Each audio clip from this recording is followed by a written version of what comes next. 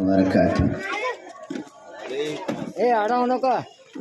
पहले आप ये इरादा करें कि जब तक दुआ न होगी इंशाअल्लाह हम सब इत्मीनान के साथ और सुकून के साथ बैठे रहेंगे। दुनिया की निस्बत पर हम लोग अपनी महफिलों को बहुत लंबी लंबी करते हैं, दीन की निस्बत पर ये मौके हमें बार बार नहीं मिला करते। ऐसे मौके पूरे मोहल्ले को इकट्ठा करना, यहाँ पर मस्तूरात को, मर्दों को और बच्चों को यहाँ पे जमा करके दीन का कोई पैगाम उनके सामने पेश करना, ये मौका बार बार नहीं आया करता। जलसा बार बार नहीं होता, जलसा तो हो सकता है साल में एक मर्तबा हो जाए, एक मर्तबा हम सबको जोड़ा जाता है। इसीलिए आप सब इरादा करें इंशाअल्लाह आखिर तक बैठे रहेंगे। खिदमत की जगह पर जितने साथी हैं वो भी आ जाए, कुर्सियां खाली हैं। जितने साथी सामने ज़्यादा रहेंगे अल्लाह तबारक व तआला मेरे और आपके फ़ायदे की बात अल्लाह ताला हमारे ज़बान से निकालेंगे। अल्हम्दुलिल्लाहि कफ़ा व सलामुन अला इबादिहिल्लज़ीना इस्तफ़ा, अम्मा बाद। फ़क़द क़ाल अल्लाहु तबारक व तआला फ़अऊज़ु बिल्लाहि मिनश शैतानिर रजीम, बिस्मिल्लाहिर रहमानिर रहीम। क़ुल इन कुन्तुम तुहिब्बून अल्लाह फ़त्तबिऊनी युहबिबकुमुल्लाह। व क़ाल सुब्हानहु व तआला सुब्हानल्लज़ी असरा बिअब्दिही लैलन मिनल मस्जिदिल हराम इलल मस्जिदिल अक़सा अल्लज़ी बारकना हौलहु लिनुरियहु मिन आयातिना इन्नहु हुवस समीउल बसीर। व क़ाल अन्नबी सल्लल्लाहु अलैहि वसल्लम ला युमिनु अहदुकुम हत्ता अकून अहब्ब इलैहि मिन वालिदिही व वलदिही वन्नासी अजमईन। सदक़ल्लाहुल मौलानाल अज़ीम व सदक़ रसूलुहुन नबियुल करीम व नहनु अला ज़ालिका मिनश शाहिदीन वश्शाकिरीन वल्हम्दुलिल्लाहि रब्बिल आलमीन। बलगल उला बिकमालिही कशफत दुजा बिजमालिही हसनत जमीउ खसालिही सल्लु अलैहि व आलिही। कुछ कुफ्र ने फितने फैलाए, कुछ जुल्म ने शोले भड़काए, सीनों में अदावत जाग उठी, इंसान से इंसान टकराए। पामाल किया, बर्बाद किया कमजोरों को ताकत वालों ने, जब जुल्म सितम हद से गुजरे तशरीफ मोहम्मद ले आए। रहमत की अदाएं लहराई, दुनिया की उम्मीदें बरआई, इकराम अता की बारिश की, अखलाक की मोती बरसाए। तहजीब की शमा को रोशन किया, ऊंटों को चराने वाले ने कांटों को गुलों की कीमत दी, जर्रों की मुकद्दर चमकाए। अल्लाह से रिश्ते को जोड़ा, बातिल के तिलस्मों को तोड़ा, वक्त के धारे को मोड़ा, तूफान में सफीने तैराए। तलवार भी दी, कुरान भी दिया, दुनिया भी अता की, उक़बा भी, मरने को शहादत समझाया, बेचैन दिलों के काम आए। औरत को हया की चादर दी, गैरत का गाजा भी बख्शा, शीशों में नजाकत पैदा की, किरदार के जौहर चमकाए। तौहीद का धारा रुक न सका, इस्लाम का झंडा झुक न सका। तौहीद का धारा रुक न सका, इस्लाम का झंडा झुक न सका। कुफ्फार बहुत कुछ झुंझलाए, शैतान हजारों बल खाए। ऐ नाम मोहम्मद सल्ले अला, माहिर के लिए तो सब कुछ है। होंठों पे तबस्सुम भी आया, आंखों में आंसू बर आए। बुजुर्गों, ये माहिरुल क़ादरी के कुछ अशार हैं जो मैंने आप हजरात के सामने पेश किए। मौजूदा पुरफितन दौर के अंदर मुसलमानों की रहनुमाई की तरफ ये अशार रहबरी फरमाते हैं। ये अशार समंदर हैं जिनको कोज़े के अंदर बंद कर दिया गया है। एक एक शेर पर लबकुशाई करना, उसकी तफसीलात में जाना घंटों का काम है कि सरकार दो आलम सल्लल्लाहु अलैहि वसल्लम की मुकम्मल बेइज्जत और आप अलैहिस्सलातु वस्सलाम की विलादत बासआदत और आप अलैहिस्सलातु वस्सलाम की बेइज्जत और आपकी नबूवत और आप अलैहिस्सलाम का दुनिया से विसाल और आप अलैहिस्सलातु वस्सलाम का वजूद सारी उम्मत के लिए कितना बड़ा अनमोल तोहफा था, इन अशार के अंदर उसको बयान किया गया। मेरे पैगंबर हजरत मोहम्मद अरबी सल्लल्लाहु अलैहि वसल्लम دنیا کی شخصیتوں کی طرح کوئی معمولی شخصیت نہیں ہے۔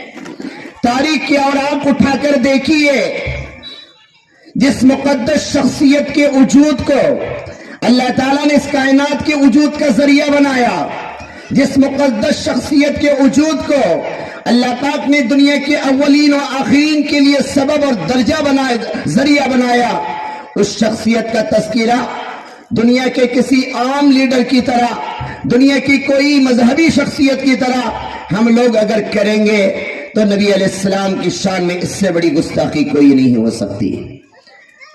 اللہ کے رسول تو سورج ہیں، نبی علیہ السلام کی ذات اقدس تو چاند ہے، نبی علیہ السلام کی مقدس شخصیت ہمارے لیے انمول تحفہ ہے۔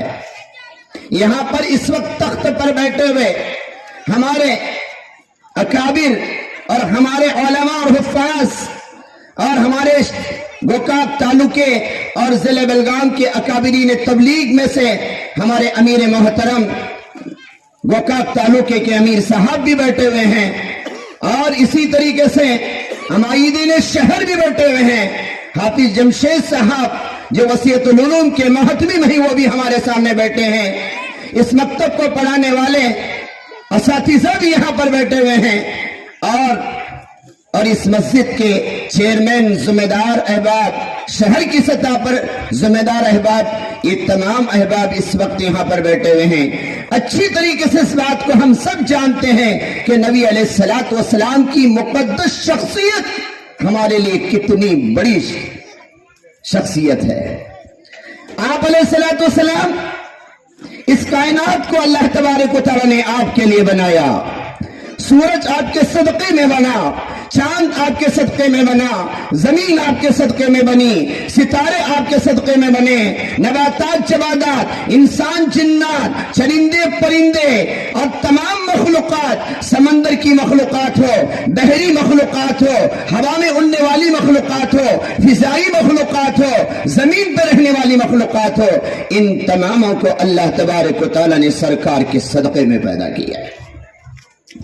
نبی علیہ السلام وہ مقدس شخصیت ہے جن کی ولادت بھی ہمارے لیے سب سے بڑی نعمت، جن کی جوانی بھی ہمارے لیے نعمت، جن کی بعثت بھی ہمارے لیے نعمت، جن کی نبوت بھی ہمارے لیے نعمت۔ زندگی کی کسی شعبے میں، زندگی کی کسی مرحلے میں ایک مسلمان کو میرے نبی نے بے یار و مددگار نہیں چھوڑا، یتیم بنا کر نہیں چھوڑا۔ کسی بھی شعبے میں زندگی کے، چاہے زندگی کے کسی بھی شعبے سے اس کا تعلق ہو، نبی علیہ السلام کی رہنمائی اس کو وہاں پر ضرور ملے گی۔ تاجر کے لیے تجارت کرنے کا طریقہ، ایک ملازمت کرنے کا طریقہ، کاشتکاری کرنے کا طریقہ، تبلیغ کا طریقہ، تعلیم کا طریقہ، تصنیف کا طریقہ، تدریس کا طریقہ، تبلیغ مبلغ کیسے بننی چاہیے، تاجر کیسے بننی چاہیے، بہترین شوہر کیسے ہو، بہترین باپ کیسے ثابت ہو، بہترین حاکم کیسے ہو، بہترین اسی طریقے سے ہر اعتبار سے نبی علیہ السلام کو اللہ نے ان خصوصیات سے نوازا تھا۔ کوئی آدمی یہ نہیں کہہ سکتا کہ مجھے نبی کی زندگی میں رہبری نہیں مل رہی ہے۔ نبی کی زندگی میں رہبری نہ ملنا یہ مسلمان کے تصور کے اندر آ بھی نہیں سکتا کہ اللہ کے رسول کی ذات سے میں رہبری نہ ملے۔ لقد کان فی رسول اللہ اسوۃ حسنہ، ہم نے سرکار کی ذات کو تمہارے لیے نمونہ بنایا ہے۔ رسول اللہ کے قول میں نمونہ ہے، رسول اللہ کے فعل میں نمونہ ہے، رسول اللہ کے دن و رات میں نمونہ ہے، رسول اللہ کے ہر فعل اور ہر کام میں ہمارے لیے اللہ پاک نے نمونہ بنایا۔ عشق کا ترجمہ کون جانتا ہے؟ عاشق رسول کسے کہتے ہیں؟ عشق رسول کا کیا معنی ہوتا ہے؟ رسول اللہ کی محبت کا، عشق کا دم بھرنے والوں، عشق نبی کا دعویٰ تو آسان بہت ہے اے ظالم، عشق نبی کا دعویٰ تو آسان بہت ہے اے ظالم، فرمان نبی پر عاشق ہونا سب کے بس کی بات نہیں۔ نبی علیہ السلام کے عشق کا نعرہ اور آپ علیہ السلام سے محبت کا دعویٰ ایک مسلمان اپنی زبان سے کرتا ہے، یہ اس کا ایمان کا تقاضا ہے۔ ایک مسلمان رسول اللہ سے محبت کرتا ہے۔ شروع میں میں نے آپ کے سامنے جو حدیث پڑھی تھی، جس حدیث کے اندر کہا گیا لا یؤمن احدکم، تم میں سے کوئی اس وقت تک ایمان والا نہیں ہو سکتا حتی اکون احب الیہ، یہاں تک کہ اس کے نظر میں میری محبت، اس کے دل میں میری محبت من والدہ و ولدہ والناس اجمعین، اپنے والد اور اپنے بیٹے اور اپنے مال سے زیادہ نہ ہو۔ کوئی بھی مسلمان اپنے ماں باپ سے کم محبت رسول اللہ سے کر رہا ہے۔ کوئی مسلمان اگر اپنی تجارت اور ملازمت اور اپنے مال سے زیادہ محبت کرتا ہے، رسول اللہ کی محبت مال اور اولاد کے مقابل میں کم ہے، میرے آقا نے فرمایا وہ مومن نہیں ہو سکتا۔ اس کو مومن کہنا نہیں چاہیے، اس کا ایمان کامل نہیں ہو سکتا۔ جس کے دل میں میری محبت، جس کے دل میں میرے طریقے سے محبت، جس کے دل میں میرے قول سے محبت اور فعل سے محبت ایسے سمجھ آئے جیسے ایک باپ اپنے بیٹے سے محبت کرتا ہے، ایک بیٹا اپنے باپ سے محبت کرتا ہے، ایک مالدار اپنے مال سے محبت کرتا ہے، اس سے کہیں گنا زیادہ ہمیں محبت اللہ کے رسول سے ہو۔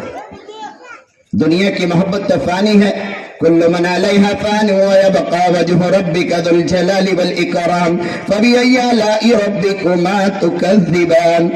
دنیا کی ہر چیز کو فنائیت ہے، انسان ختم ہو جائے گا، اس کی نسلیں ختم ہو جائیں گی، اس کے اصول ختم ہو جائیں گے، اس کے فروع ختم ہو جائیں گے، اس کی اولاد ختم ہو جائے گی، اس کے ماں باپ اور دادا دادی ختم ہو جائیں گے، مرد ختم ہو جائیں گے، عورتیں ختم ہو جائیں گی، سب ختم ہو جائیں گے، لیکن اللہ تبارک و تعالیٰ اکیلا باقی رہے گا۔ اور اللہ تبارک و تعالیٰ اپنے پیغمبر سے جو محبت ہے اسی محبت کو ہمیشہ باقی رکھے گی۔ سبحان اللہ، سبحان نبی علیہ السلام کی محبت عشق رسول کا تقاضا ہے۔ عاشق رسول وہ نہیں ہے جو نعرے بازی کرے، عاشق رسول وہ نہیں ہے کہ نبی کی محبت کا نعرہ تو لگائے لیکن نبی کے طریقوں سے نفرت کرے۔ ہم نے ہمارے پیارے پیارے جوانوں کو دیکھا ہے جو جوش میں آ کے نعرے تو بہت لگا لیتے ہیں، لیکن نعرہ لگانے کے بعد ان پیارے بچوں سے پوچھو کہ تمہیں دامن مصطفیٰ سے کتنی دوری ہے، یا دامن مصطفیٰ سے تمہیں کتنی قربت ہے۔ ایک بچہ دعویٰ لگا رہتا ہے، نعرہ لگاتا ہے رسول کا دامن نہیں چھوڑیں گے، رسول کا دامن نہیں چھوڑیں گے۔ اگر میں نعرہ لگاؤں تو آپ سب کہیں گے نہیں چھوڑیں گے، ہے نا؟ رسول کا دامن کیا کہیں گے؟ نہیں چھوڑیں گے۔ اچھا، نعرہ لگانا تو بہت آسان ہے، عمل کرنا بہت مشکل ہے۔ دامن کسے کہتے ہیں معلوم آپ کو؟ دامن کہتے ہیں، ایک مثال دینے کے لیے بتا رہا ہوں، میرا ایک کرتا ہے نا، یہ سامنے کا جو حصہ ہے میرے کرتے کا دامن ہے۔ اگر یہ بچہ جو سامنے بیٹھا ہوا ہے کرسی پر، یہ اگر کھڑے ہو کے کہہ رہا ہے مولانا تمہارا کرتا نہیں چھوڑوں گا، مولانا تمہارا کرتا نہیں چھوڑوں گا، بولو اس کا نعرہ صحیح ہے کیا غلط ہے؟ غلط ہے نا؟ وہ وہاں پر بیٹھا ہوا ہے، میں تخت پر بیٹھا ہوا ہوں، اس نے میرے کرتے کو پکڑا نہیں اور نعرہ لگا رہا ہے۔ صحیح کب ہوگا؟ تخت پر بیٹھنے والوں میں سے کوئی قریب آ کر میرا کرتا پکڑ کے کہہ رہے مولانا تمہارے کرتے کو نہیں چھوڑوں گا، تو ٹھیک ہے، ان کا ایک حد تک ان کا دعویٰ صحیح ہے۔ رسول اللہ کے دامن کو پہلے پکڑو۔ نبی علیہ السلام کا دامن ہمارے ہاتھوں میں نہیں آیا، فاطمہ کا دوپٹہ ہماری عورتوں کے سروں پہ نہیں آیا، نبی علیہ السلام کی داڑھی ہمارے چہروں پہ نہیں آئی، نبی علیہ السلام کا لباس ہمارے اندر نہیں آیا، نبی علیہ السلام کی نمازیں، اور آپ علیہ السلام نے جن نمازوں کے بارے میں فرمایا قرۃ عینی فی الصلاۃ، میری آنکھوں کی ٹھنڈک تو نماز میں ہے، اگر کوئی میری آنکھوں کو ٹھنڈک پہنچانا چاہے تو میری نماز کے ذریعے سے پہنچائے۔ رسول اللہ کی آنکھوں کو ٹھنڈک پہنچانا چاہتے ہو نا؟ ارے کون نہیں چاہتا؟ سب رسول اللہ کی آنکھوں کو ٹھنڈک پہنچانا چاہتے ہو۔ ایک باپ کہتا ہے میرا بیٹا ہے، میری آنکھوں کی ٹھنڈک ہے۔ آنکھوں کی ٹھنڈک کا معنی باپ کے مرضی کے مطابق کام کرنے سے باپ سمجھ لیتا ہے کہ میرا بیٹا میری آنکھوں کو ٹھنڈک پہنچا رہا ہے۔ باپ کے مرضی کے خلاف اگر کسی کی بیٹی کام کرے، باپ کی مرضی کے خلاف کسی کا بیٹا کام کرے، اس نے اپنے ماں باپ کی آنکھوں کو ٹھنڈک نہیں پہنچایا، بلکہ اس نے اپنے ماں باپ کی آنکھوں میں سے گرم گرم آنسو نکالے، جو اپنے نافرمان اولاد کے لیے وہ آنسو بہا رہے ہیں۔ نبی علیہ الصلوۃ والسلام کی آنکھوں کو ٹھنڈک اس وقت تک پہنچے گی جب نبی سے ہمیں محبت ہوگی، نبی کے قول سے محبت ہوگی، نبی کے لباس سے محبت ہوگی، نبی کے طریقوں سے محبت ہوگی، نبی کے اقوال و اطوار سے ہمیں محبت ہوگی، نبی کے رہن سہن سے محبت ہوگی، نبی بال کیسے رکھتے تھے ہمارے جوان ویسے بال رکھنے والے بنے، نبی کپڑے کیسے پہنتے تھے ہمارے جوان ویسے کپڑے پہننے والے بنے، نبی نماز کا اہتمام کرتے تھے، امت کو نماز کی ترغیب دیتے تھے، ہمارے جوان نماز کا اہتمام کر رہے ہیں، نبی سلام کر کے گھر میں جاتے تھے، ہمارا جوان سلام کر کے گھر پہ جا رہا ہے، نبی کے کھانے کا طریقہ، نبی کے سونے کا طریقہ، نبی کے پہننے کا طریقہ، نبی کے اٹھنے کا طریقہ، نبی کے بیوی کے ساتھ کیسا برتاؤ، بچوں کے ساتھ کیسے رہنا، پیار کرنا، بڑوں کا اکرام کرنا، ماں باپ کی خدمت کرنا، اپنے رشتہ داروں کے ساتھ حقوق ادا کرنا، یہ نبی کے طور طریقے پہ چلنے والے کو کہتے ہیں عاشق رسول۔ نعرہ لگانے والے کو عاشق رسول نہیں کہتے ہیں، نبی کے طور طریقے پہ عمل کرنے والے کو کہتے ہیں عاشق رسول۔ ہمارے امیر صاحب بتا رہے تھے کہ 107 یا 10 کے قریب مکتب مسیحت العلوم کی نگرانی میں چلتے ہیں، گویا تنخواہ مدرسے سے مکتب پڑھانے والوں کو ہر مہینے 3 لاکھ کے قریب دی جاتی ہے، سالانہ بجٹ 36 لاکھ روپے کا ہے، یہ صرف مکاتب پہ خرچ ہو رہا ہے۔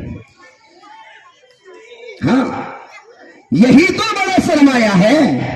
مدرسے میں پڑھنے والے امت کا 1% طبقہ ہے اور اسکول جانے والے 99% ہیں جو اپنے گھروں میں ہیں، عصری علوم کو حاصل کر کے ارتداد کا شکار ہو رہے ہیں۔ یہ مدرسے کا سب سے بڑا مقصد ہے، مدرسے کے مقاصد میں سب سے بڑا مقصد یہ ہے کہ مدرسے کے ماتحتی میں کثیر تعداد میں مکاتب ہو، تاکہ مدرسے میں آنے والا 1% کا طبقہ قرآن کو حفظ کر کے جائے اور 99% طبقہ جو گھروں میں ہے وہ مکاتب کے ذریعے سے اپنے ایمان کو روشن کرے۔ میں وسیعت العلوم مدرسے کے ذمہ دار صدر اور اراکین کا میں تہ دل سے شکریہ ادا کرتا ہوں کہ انہوں نے جو قدم اٹھایا ہے، 100 کے اوپر مکاتب جو مدرسے کے ماتحتی میں چلا رہے ہیں۔ اگر یہ کمیٹی بیٹھ کے سوچتی کہ سالانہ بجٹ 36 لاکھ روپے مکتب کے لیے خرچ ہو رہے ہیں، چندہ کہاں سے آئے گا؟ چندہ کے بارے میں سوچنے والے کبھی دین کا کام نہیں کرتے۔ کام کرو، راستے اللہ نکالیں گے۔ تبلیغ کا کام چندے کے بلبوتے پہ نہیں چل رہا، اللہ کا احسان و کرم ہے کہ سارا مجموعہ تبلیغ سے جڑا ہوا ہے۔ دعوت و تبلیغ کا کام چندے کی بنیاد پہ نہیں چل رہا، لاکھوں روپے کا کام منٹوں میں اللہ پورا کراتے ہیں۔ اجتماع ایسا ہو جاتا ہے ہمارا کہ کبھی کسی کے پاس پیسے مانگنے کی نوبت نہیں آتی، کام سامنے ہوگا، خرچ کرنے والے آگے بڑھیں گے۔ ہمارے تخت پر بھی کچھ شہر کے ذمہ دار بیٹھے ہوئے ہیں جو دینی مجلسوں میں، ابھی امیر صاحب بتا رہے تھے، مالی قربانی دینے میں، مال لگانے میں ہمارے کچھ احباب ہیں جو تخت پر بیٹھے ہوئے ہیں۔ ان لوگوں کو اللہ تبارک و تعالیٰ نے مال بھی اتنا دیا اور لگانے کا جذبہ بھی اللہ نے دیا۔ ہاں، مال قارون کے پاس بھی تھا لیکن خرچ نہیں کیا صحیح جگہ پر، تو مال کو زمین میں اللہ نے قارون کے ساتھ دھسا دیا۔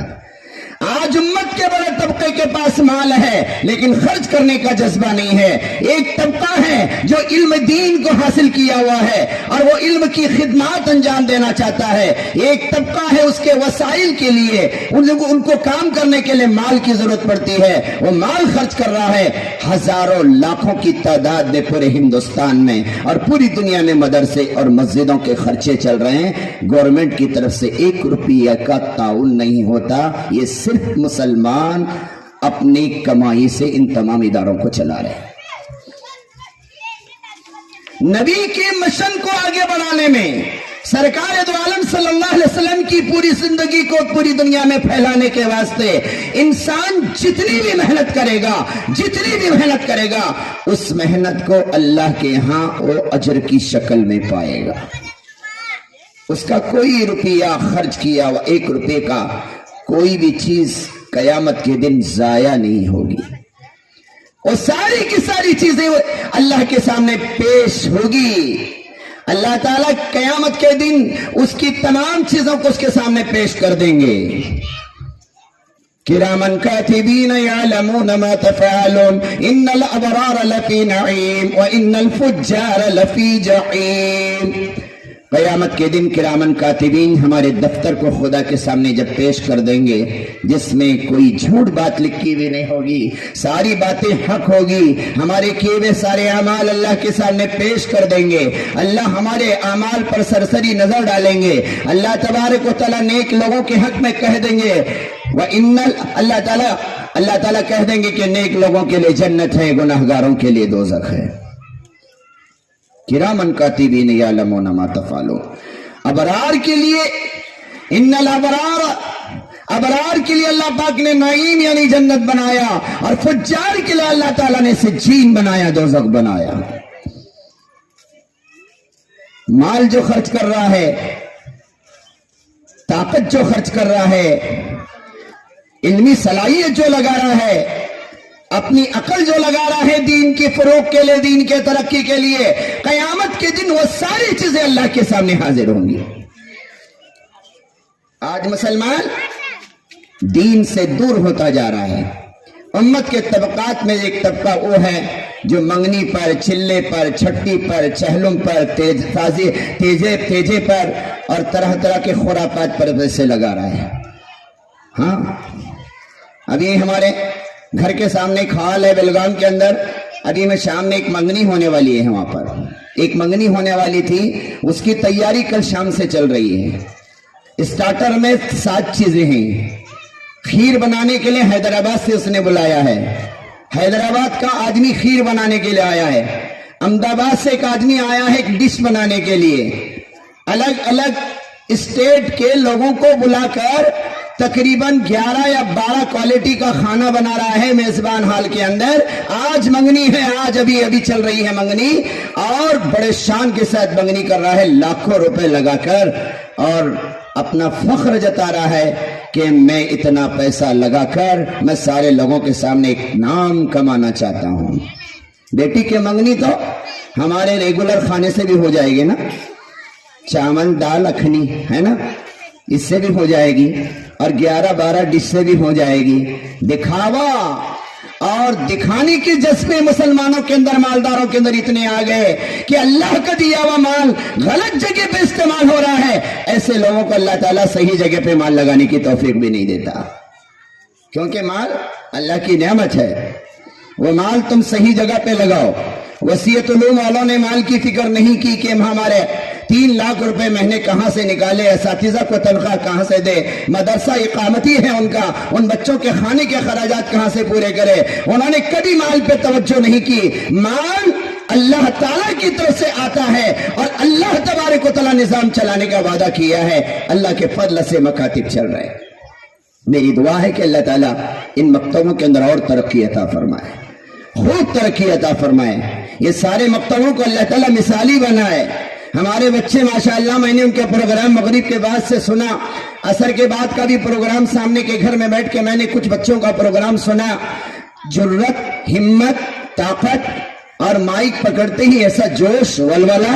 واہ، بچہ آتے ہی مائک پکڑتے ہی اتنا جوش ولولہ.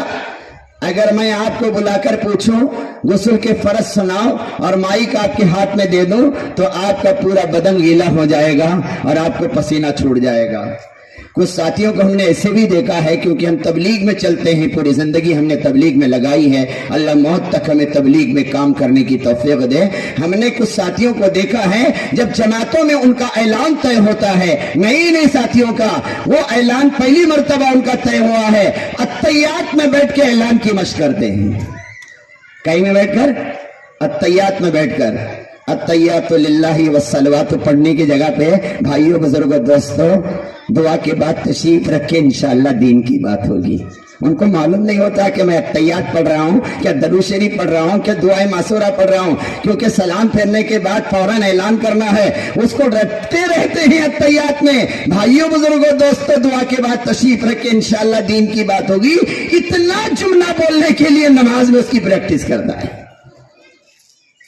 نئے نئے ساتھی جو جاتے ہیں نا جماعتوں میں ان کی بات کر رہا ہوں میں، لیکن ہمت نہیں ہوتی ہے اعلان کرنے کی. بچہ آ کے یہاں پہ نعرہ بھی لگا کے جا رہا ہے اور تقریر بھی کر کے جا رہا ہے، نعت بھی سنا کے جا رہا ہے. گرتے ہیں شہ سوار میدان جنگ میں، وہ طفل کیا گرے جو گھٹنوں کے بل چلے. جسے ہمت اس تخت پر مل گئی، علماء کے سامنے، اکابرین کے سامنے، جو کچھ سنانے والا بن گیا، جس کے اندر جرأت اور ہمت آ گئی، وہ دنیا کے کسی بھی باطل ایوانوں کے اندر ڈنکے کی چوٹ دعوت کا کام کرنے میں کبھی پیچھے نہیں ہٹے گا.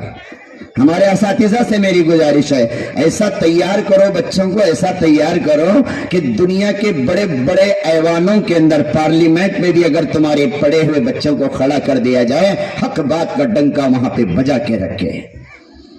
ہاں، توحید کا دھارا رک نہ سکا، اسلام کا جھنڈا جھک نہ سکا، کفار بہت کچھ جھنجھلائے، شیطان ہزاروں بل کھائے.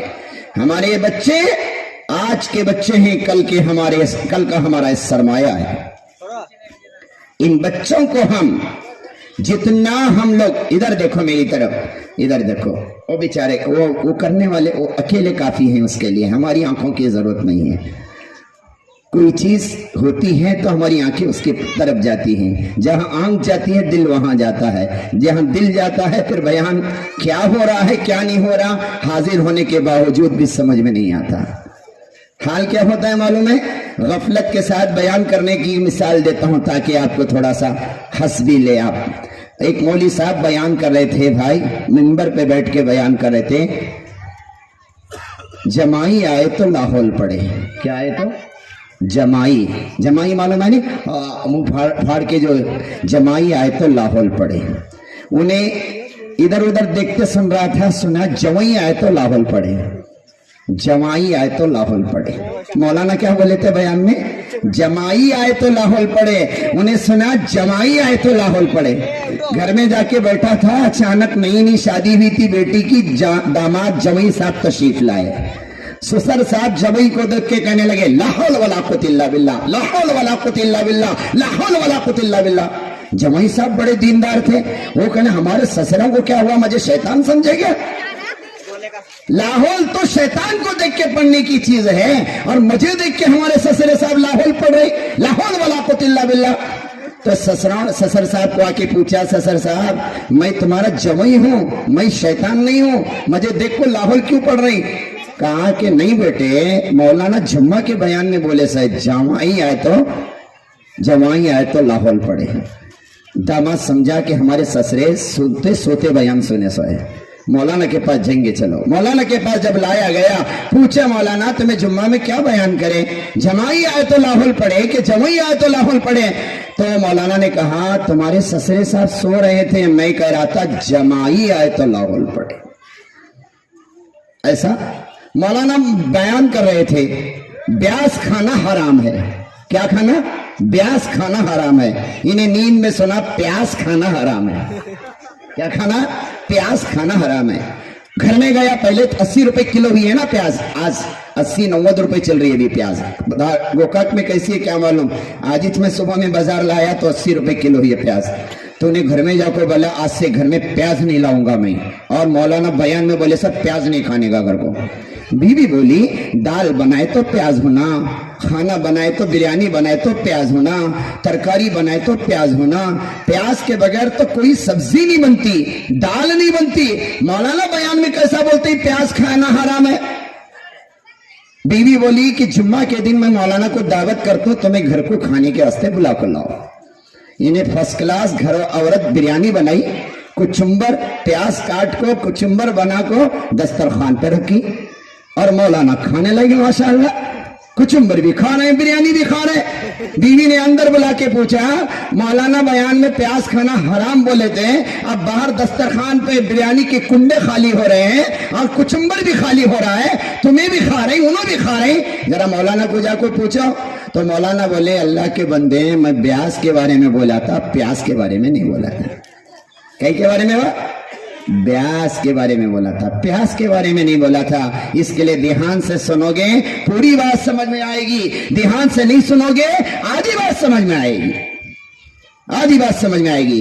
تو ہمیں اس بات کی کوشش کرنا ہے ان مکاتب کے ذریعے سے جو ہمارے بچوں میں جرأت پیدا کی جا رہی ہے، ہمت پیدا کی جا رہی ہے، نبی کا وارث بنایا جا رہا ہے، نبی کا ترجمان بنایا جا رہا ہے، نبی کے دین کا مبلغ بنایا جا رہا ہے، اور نبی کے دین کو پورے دنیا میں پھیلانے کا ذریعہ بنایا جا رہا ہے۔ اگر ان بچوں کی تربیت ہوگی جیسے حافظ جمشید صاحب نے واقعات کے ذریعے سے اور بڑی تفصیل کے ساتھ مکاتب کے فوائد کو آپ کے سامنے بیان کیا، مکتب کا ایک ایک بچہ دنیا میں انقلاب پیدا کر سکتا ہے۔ مجھے ایک مکتب میں امتحان لینے کے لیے جانا پڑا، کہاں؟ اس مکتب کی مضبوطی میں نے امتحان میں دیکھی۔ امتحان لینے سے پتا چلتا ہے کہ مکتب کتنا مضبوط ہے۔ ایک چھوٹی سی بچی کو میں نے سامنے بلا کر پوچھا، بیٹی یہ بتا وضو میں کتنی سنتیں ہیں؟ وضو میں کتنی سنتیں ہیں؟ اس بچی نے کہا حضرت وضو میں 12 سنتیں ہیں۔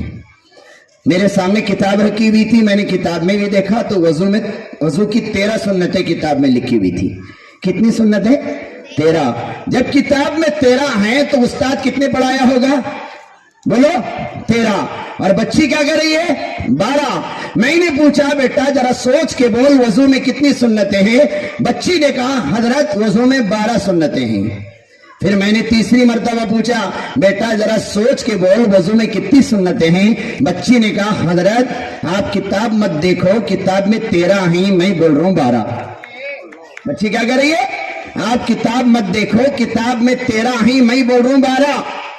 میں ایک دم چوکنا ہو گیا، امتحان میں اس کا لینے کو آیا تھا کہ انہیں میرا امتحان لے رہی، اس بچی نے میرا امتحان لیا۔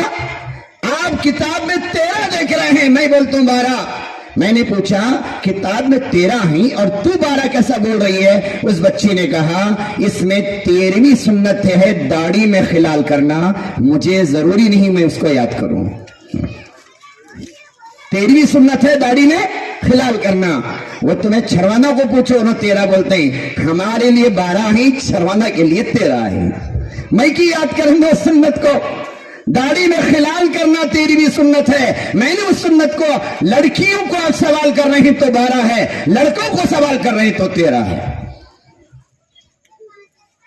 مکتب کے بچے جب مضبوط ہو جاتے ہیں، اچھوں کو ماشاءاللہ ان بچوں سے کے ذریعے سے اصلاح ہو جاتی ہے۔ ہمارا مکتب مثالی بنے۔ شرک و بدعت کے کام جتنے بھی اسکولوں کے راستے سے کروائے جا رہے ہیں، ہمارے بچوں کو مرتد بنانے کی کوشش ہو رہی ہے، یہ ذہنی ارتداد ہمارے بچوں کے اندر پھیلایا جا رہا ہے، اندر سے اسلام کی عظمت کو ختم کرنے کی جو کوششیں ہو رہی ہیں۔ جب بچہ اسلام کا پکا ہوگا، ہمارا بچہ شرک کا کوئی کام اسکولوں کے اندر جا کے نہیں کرے گا، کوئی بچہ نہیں کرے گا۔ آج شریعت کو ہم نے کمزور کر دیا ہے، ہماری شریعت مضبوط ہے لیکن ہم نے کمزور کیا۔ ایک کالج کے اندر، ہمارے کرناٹک کے ایک کالج کے اندر 3 مسلمان طالبات تھیں جو برقعے کے ساتھ جاتی تھی، 117 طالبات تھی جو بغیر برقعے کے جاتی تھی۔ کل ملا کر 120 طالبات اس کالج میں پڑھتے تھے۔ میں تربیت کے اثرات بتا رہا ہوں آپ کو۔ جب بچی کی بنیادی تربیت ہوگی، اس کے ماں باپ تربیت کریں گے، وہ بچی کالج میں جائے، یونیورسٹی میں جائے، انقلاب پیدا کر سکتی ہے۔ کیا پیدا کر سکتی ہے؟ انقلاب زندہ باد بولتے ہیں نا، انقلاب زندہ باد۔ انقلاب تو عمل کے ذریعے سے ہوتا ہے۔ وہ 3 بچیاں برقعے میں جاتی تھی، 117 بچیاں ہمارے کرناٹک کے کالج کا واقعہ ہے، بغیر برقعے کی جاتی تھی۔ تینوں بچیوں کو بلا کر پرنسپل نے کہا کہ کالج کا یونیفارم کوڈ میں برقع نہیں ہے، تم کل سے کالج کو آنا ہے تو وداؤٹ برقعے کے آنا، ورنہ تمہارے کالج کو آنے کی ضرورت نہیں ہے۔ انہوں نے کہا ہم نے تو کالج میں ایڈمیشن لیتے وقت کوئی ایسے رولز نہیں پڑے تھے، اور اگر آپ کو رولز لگانا تھا تو ایڈمیشن کے وقت لگانا تھا۔ ہم نے اس کالج میں برقعے کے بارے میں کوئی پابندی نہیں دیکھی تو ہم نے ایڈمیشن لیا، ہم برقعے کے ساتھ کمپرومائز نہیں کر سکتے۔ ٹیچر پرنسپل سے انہوں نے ریکویسٹ کی تو اس کی بات کو نہیں مانا گیا۔ ان بچوں سے کہا گیا، تینوں لڑکیوں سے، پڑھو تو برقعے کے ساتھ نہیں پڑھنا، ورنہ برقع پہننا ہے تو کالج سے چلے جاؤ۔ وہ تینوں بچیاں جب جا رہی تھی تو بقیہ جو مسلمان لڑکیاں جو بغیر برقعے میں آنے والی جو لڑکیاں تھیں وہ ٹہل رہی تھی، گھوم رہی تھی، پارک کے اندر چھٹی ہو گئی تھی. انہوں نے ان روتے ہوئے بچیوں کو جب دیکھا کہ تم کیوں رو رہی ہو، تو ان بچیوں کے پوچھنے پر ان لڑکیوں نے کہا کہ تمہاری وجہ سے مجھے رونا پڑ رہا ہے. کیوں؟ کیونکہ پرنسپل نے تمہارا حوالہ دے کر ہمیں بتایا 117 لڑکیاں مسلمان ہیں برقع نہیں پہنتی، اور تم 3 کیسے مسلمان ہو جو ہمارے لیے برقع ضروری؟ تم بھی مسلمان، وہ بھی مسلمان، ان کے لیے برقع کمپلسری ضروری نہیں، تمہارے لیے برقع ضروری ہے. اگر تمہارے اسلام میں برقع کمپلسری ہوتا وہ 117 بھی برقع پہنتی. ہاں وہ بھی ہمارے کالج میں پڑھ رہی ہیں. تو تمہارا حوالہ دے کر ہمیں برقع نکالنے کو کہا گیا. ان بچیوں کے رونے کے آنسو کی اللہ نے لاج رکھا. وہ 117 لڑکیوں نے مشورہ کیا کل کالج کو نہیں آئیں گے، اور جس کے پاس برقع نہیں ہے خریدیں گے. اور پرسوں کے دن پورے 117 لڑکیوں نے طے کیا کہ برقع پہن کر کالج کو آئیں گے.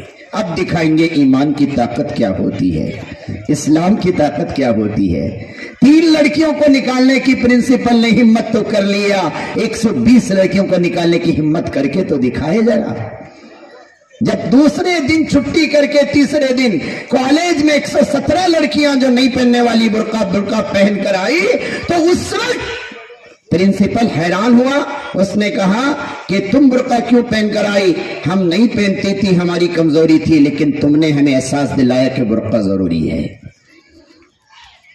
اب نکالو، ہم کو نکالنا ہے تو کالج سے چلاؤ. اپنا کالج کیسے چلانا ہے؟ جب ہماری بچیاں ایمان کی مضبوط ہو جاتی ہیں. جمعیت علماء ملک کی ایک تنظیم ہے، ایک کیس لڑ رہی تھی سپریم کورٹ میں آپ کو بتاتا ہوں.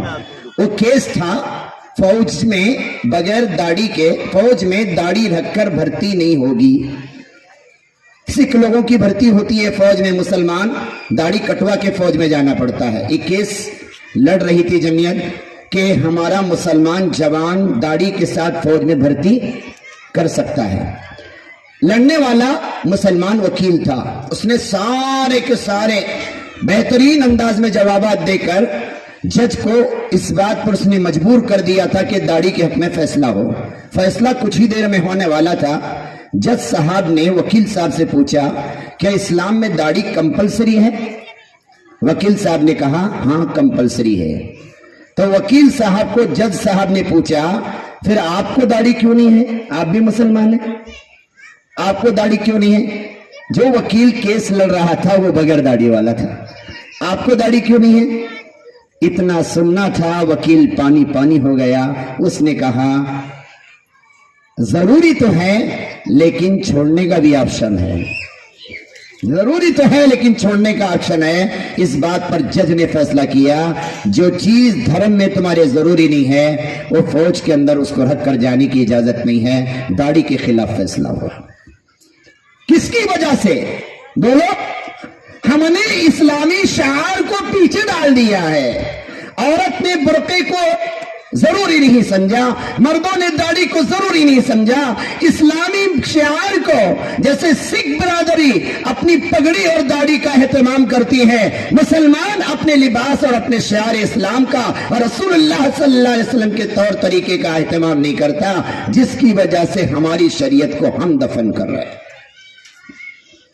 ہم شکایت کرتے ہیں کہ نبی علیہ الصلوۃ والسلام کی ایک ایک سنت کو زندہ رکھیں گے اور آپ سے عشق کریں گے، لیکن رسول اللہ کے نہ چہرے سے محبت ہے نہ سنت سے محبت ہے.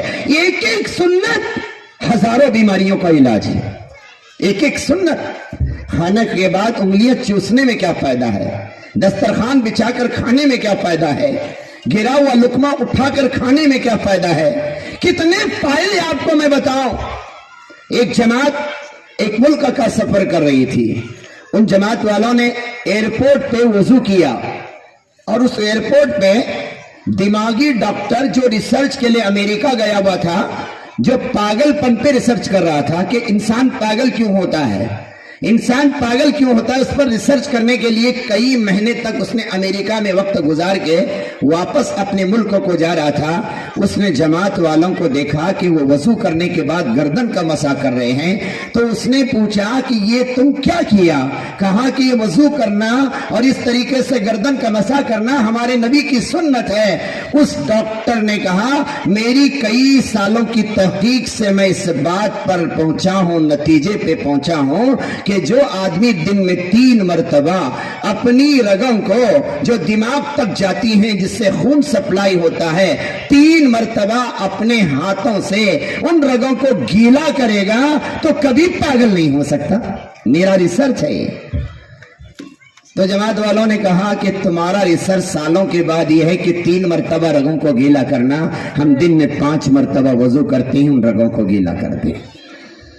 نبی علیہ السلام روحانی ڈاکٹر تھے، طبیب تھے، معلم تھے، مجاہد تھے، مدرس تھے، مفقہ تھے اور محدث تھے، مفسر تھے۔ کوئی ایک بھی چیز اللہ کے رسول کی سنت سے ہمیں ایسی نہیں ملتی جس میں ہمارا جسمانی فائدہ نہ ہو، ہمارا روحانی فائدہ نہ ہو۔ آپ علیہ السلام مسواک کیا کرتے تھے، ہم لوگ برش کرتے ہیں۔ برش کرنے میں 2 فائدے ہیں، ایک تو برش کرنے میں 2 فائدے ہیں، اور طبی اور میڈیکل کے اعتبار سے برش کے بارے میں تحقیق یہ ہے، برش ایسا جو ہمیں گھستے نا، یہ گھسنے سے ہمارے مسوڑے کمزور ہوتے ہیں، اور یہ برش مسوڑوں کو جب کمزور کرتا ہے تو یہ دانت اور مسوڑوں کے بیچ میں خلا پیدا ہوتی ہے، جس سے دانت اور داڑھوں کی شکایت شروع ہوتی ہے۔ برش کرنے کا طریقہ اوپر نیچے ہے، بالکل۔ یہ برش کرنے کا جو ہے اس میں 2 فائدے ہیں، ایک تو منہ صاف ہوتا ہے اور ایک تو منہ کی بدبو نکل جاتی ہے، بس اتنا ہی فائدہ ہے اس کا برش کرنے کا۔ منہ صاف ہوتا ہے، منہ کی بدبو نکل جاتی ہے۔ ایک برش 3 مہینے سے زیادہ استعمال کرنے کی اجازت ڈاکٹرز نہیں دیتے۔ ہمارا برش 6 مہینے تک پڑا رہتا ہے، 3 مہینے کے بعد وہ برش پھینکنا ہے اور نیا برش خریدنا ہے۔ 3 مہینے سے زیادہ ایک برش کو استعمال نہیں کرنا، یہ طبی اعتبار سے۔ لیکن میرے نبی نے فرمایا مسواک کرنے میں 100 سے زیادہ فائدے ہیں۔ کتابیں تو 70 لکھی، 70 سے زیادہ فائدے ہیں۔ علماء نے 100 تک گنایا ہے کہ مسواک کرنے میں 100 فائدے ہیں۔ منہ کی بدبو بھی زائل ہو رہی ہے، منہ بھی صاف ہو رہا ہے، روحانیت بھی بن رہی ہے، دماغ تیز ہو رہا ہے، آنکھیں تیز ہو رہی ہے، اور سب سے بڑا فائدہ تو یہ ہے کہ موت کے وقت کلمہ نصیب ہوتا ہے۔ سنتوں کو چھوڑ کر آج مغربی تہذیب پر ہم نے اپنے آپ کو لایا۔ آج اسلامی تہذیب ہمارے اندر سے نکل گئی، اسلامی کلمات ہمارے اندر سے نکل گئے۔ آج ہمارے بچوں کے زبان پہ انگریزی تہذیب والے کلمات آ گئے۔ آج ہم نے بچوں کی تربیت کیسی کی معلوم؟ جس گھر میں بچہ ممی پپا کہتا ہے وہ گھر ماڈل سمجھا جاتا ہے۔ Mummy, papa, uncle, aunty, daddy, grand father, grand mother, یہ بولنے والا بچہ بڑا ایجوکیٹڈ سمجھا جاتا ہے۔ وہ گھر والے کہتے ہیں میرا بیٹا مجھے ممی بلاتا ہے، پپا بلاتا ہے، اور انٹی بلاتا ہے، انکل بلاتا ہے۔ اسلام نے کیا کہا؟ امی جان، ابو جان، نانا جان، نانی جان، دادا جان، دادی جان، مامو جان، مامو ممانی جان، خالہ جان، خالو جان، چچی جان، یہ سب جان جان جان کی جان نکال دیا اور انٹی کی گھنٹی بجا دیا۔ انٹی، انکل، ممانی بھی انٹی، پھپھو بھی انٹی، اور ایک انٹی لفظ کتنے لوگوں کے لیے استعمال ہوتا ہے؟ ارے سوچو نا، انکل، انٹی، ممانی کو بھی انٹی، بڑی امی کو بھی انٹی، اور چاچی کو بھی انٹی، سب انٹی۔ یہاں پر جو تہذیب تھی اسلام کی، ہم نے اس کو نکالا۔ بچہ جب گھر سے نکلتا ہے تو ماں کی ذمہ داری تھی استودع اللہ دینک و امانتک خواتیم عملک، میرے بیٹے کو میں رخصت کر رہی ہوں اللہ کے نام کے ساتھ۔ بیٹا جاتا ہے، بیٹے ٹاٹا، کیا سکھا کے بول رہے ہیں؟ ٹاٹا۔ ممی گڈ مارننگ بولو۔ جو بچہ گڈ مارننگ بول کے جا رہا ہے، جس کی ممی جس کو ٹاٹا کے ساتھ روانہ کر رہی ہے، وہ بچہ نہ دعا لے کے جا رہا ہے نہ دعا دے کے جا رہا ہے۔ اگر وہی ماں اپنے بچے کو تیار کر کے کہہ رہی ہے گھر سے نکل میرے بیٹے بسم اللہ توکلت علی اللہ، اور بیٹا السلام علیکم ورحمۃ اللہ وبرکاتہ امی جان، اور ماں کہہ رہی ہے وعلیکم السلام ورحمۃ اللہ وبرکاتہ، بیٹا ماں کو دعا دے کے جا رہا ہے، ماں بیٹے کو دعا کے ساتھ روانہ کر رہی ہے۔ اب بتاؤ راستے میں کسی حادثے کا شکار ہوگا؟ توکلت علی اللہ پڑھنے والا راستے میں کسی حادثے کا شکار نہیں ہوگا، سلام کر کے جانے والا راستے میں کسی حادثے کا شکار نہیں ہوتا۔ تہذیب ہم نے گھروں کی بدل دی ہے، انگریزی کلچر کو اتنا اپنایا، انگریزی لہجے کو اتنا اپنایا۔ میں آپ کو انگریزی پڑھنے سے منع نہیں کرتا، میں انگریز تو ہندوستان سے چلے گئے لیکن اپنا کلچر چھوڑ کے چلے گئے۔ میں آپ سے کہتا ہوں اپنے گھر کا ایسا ماحول بناؤ کہ اسلامی ماحول بناؤ، دعاؤں کے ساتھ کھانا کھا رہے ہیں تو دعاؤں کے ساتھ، ڈائننگ ٹیبل پر کھانے سے بیماریاں آتی ہیں، دسترخوان بچھا کر کھانے سے پیٹ کے 3 حصے ہوتے ہیں، بیٹھ کر کھانے سے 3 حصے ہوتے ہیں، کرسی پہ بیٹھ کے کھانے سے پیٹ کے 3 حصے نہیں ہوتے۔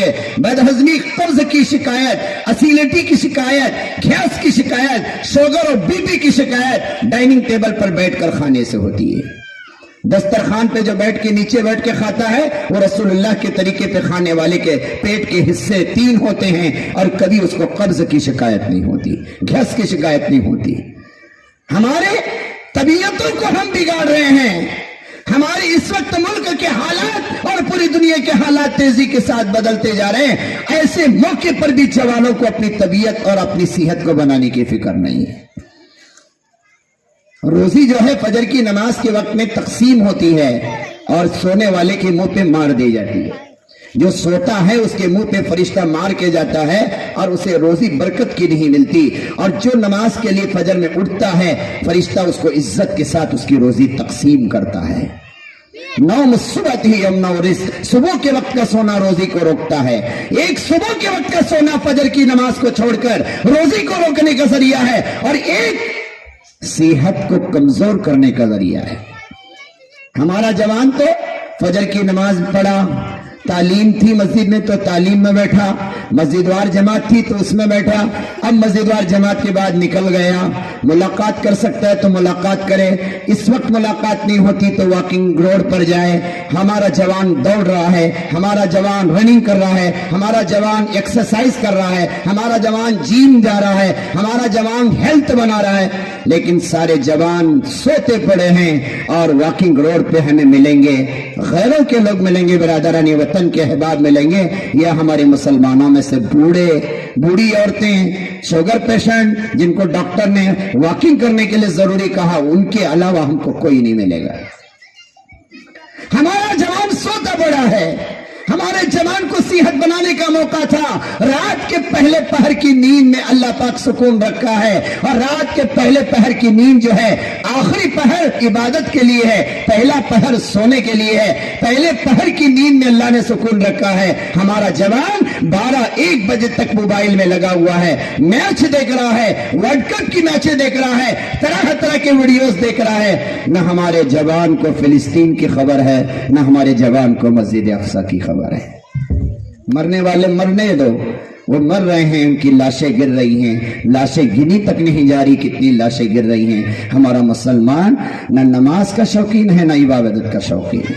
میں آپ کو بتانا چاہتا ہوں، اللہ کے رسول کی حدیث ہے، مسلمان پورے دنیا کے ایک جسم کی طرح ہیں، اگر کسی مسلمان کو تکلیف ہو رہی ہے ایسا ہونا چاہیے جیسے ہمارے جسم کے کسی حصے کو کاٹا جا رہا ہے اور پورا بدن تکلیف محسوس کر رہا ہے۔ ہمیں معلوم ہے اپنی اسلامی تاریخ کو، وہ قوم سب سے زیادہ ملعون قوم ہے جو اپنی تاریخ کو فراموش کر چکی ہے، جسے پتہ نہیں کہ مسجد نبوی کیا ہے، جسے پتہ نہیں کہ بیت اللہ کیا ہے، جسے پتہ نہیں کہ بیت المقدس مسجد اقصی کیا ہے۔ جس قوم کو اپنی تاریخ معلوم نہیں، اس قوم کی ترقی کیسے ہو سکتی ہے؟ بولو، آج دنیا کے حالات کا ہم جائزہ لو، ملک کی حالات کا جائزہ لو، اس وقت ہمارا ایمان بے غیرت ہو چکا ہے، غیور مسلمان ہم نہیں ہیں، ہمارا غیرت مند ایمان نہیں ہے جو ہمیں اعمال پہ کھڑا کرے۔ ایسے حالات میں تو ہماری مسجدیں بھرنا چاہیے تھی، مسلوں پر عورتیں کھڑی ہیں فجر کی نماز میں لمبی لمبی دعائیں کر رہی ہیں، اللہ مسلمانوں کی حفاظت فرما، اللہ ظالموں کے ہاتھوں کو کاٹ دیجئے۔ ادھر مسجد میں قنوت نازلہ پڑھا جا رہا ہے، پیچھے آمین کہنے والوں کی تعداد نہیں ہے۔ قنوت نازلہ سرکار مصیبت اور حالات کے موقع پر پڑھنے کے لیے کہیں، نماز کے اندر قنوت نازلہ پڑھی جا رہی ہے، آمین کہنے والوں کی تعداد گھروں میں سوتی پڑی ہے۔ مسجد اقصی میں جب حلقے لگتے تھے، حضرت مفتی تقی صاحب عثمانی نے لکھا ہے، مسجد اقصی میں جب 50 حلقے لگتے تھے، 1967 سے حلقے لگنا بند ہو چکے ہیں۔ 50 دینی حلقے لگتے تھے، ہر مرتبہ فجر کے بعد کچھ پولیس وہاں سے یہودیوں کی پولیس آ کر مسلمانوں کی تعداد فجر کی نماز میں گن کر چلے جاتے تھے۔ ایک دن مسلمانوں نے پوچھا، روزانہ آ کے ہماری حاضری لے کے جاتے ہیں، کتنے مسلمان فجر کی نماز میں آ رہے ہیں، کتنے مسلمان فجر کی نماز میں آ رہے ہیں، اور یہ تم کیا کام کرتے ہو روزانہ؟ انہوں نے مسکرا کر کہا، تم اس کے چکر میں مت پڑو۔ زیادہ اصرار کر کے جب انہوں نے پوچھا تو کہا، ہماری کتاب میں لکھا ہوا ہے جس دن مسلمان فجر کی نماز میں جمعہ کی طرح آنا شروع ہو جائے، اس دن سے ساری باطل طاقتوں کا زوال شروع ہو جائے گا۔ ہماری کتاب میں لکھا ہے جس دن جمعہ کی نماز کی طرح مسلمان فجر کی نماز کو آنا شروع کر دیں گے، دنیا کی ساری باطل طاقتوں کا زوال شروع ہو جائے گا۔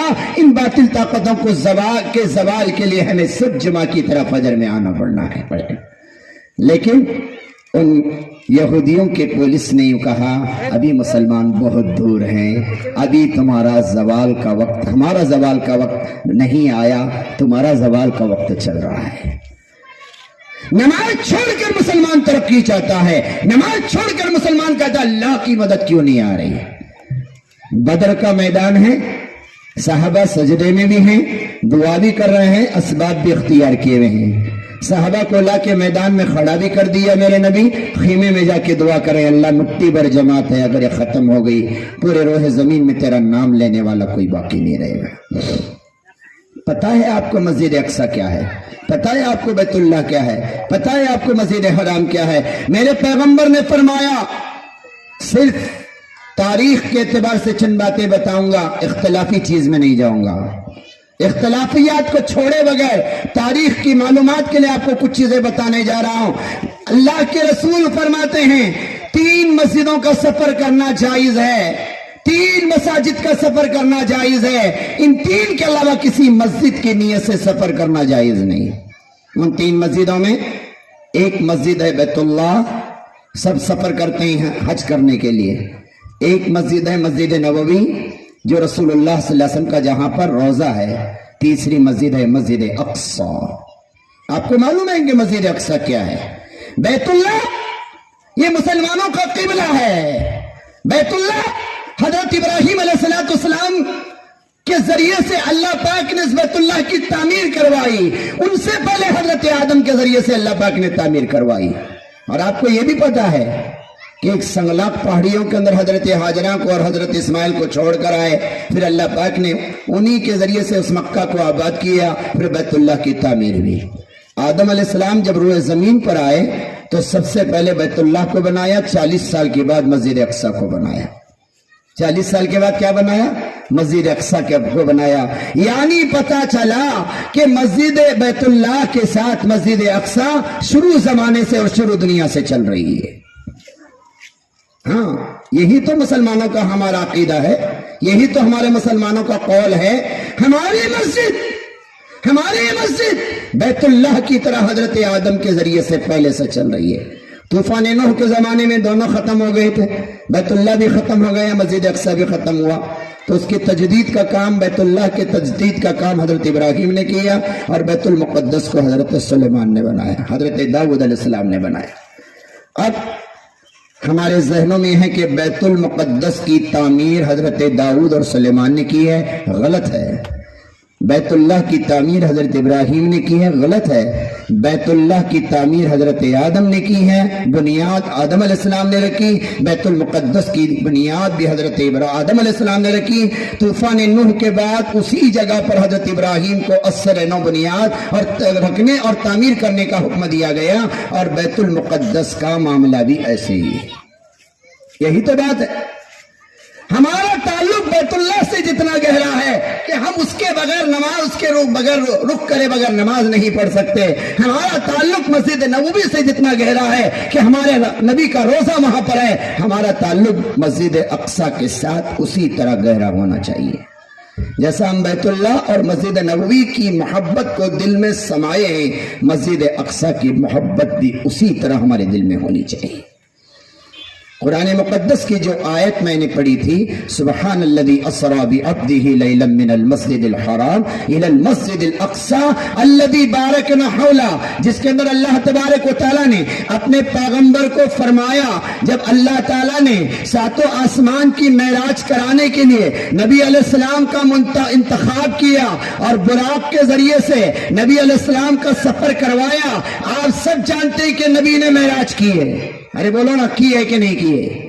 نبی کی معراج براق پر ہوئی ہے کہ کہیں پر ہوئی ہے؟ ارے بولو، براق پر۔ نبی علیہ السلام کی معراج براق پر جو ہوئی ہے، وہ شروع کی آپ کا جو سفر تھا براق پر ہوا ہے، وہ سفر کہاں سے کہاں تک تھا؟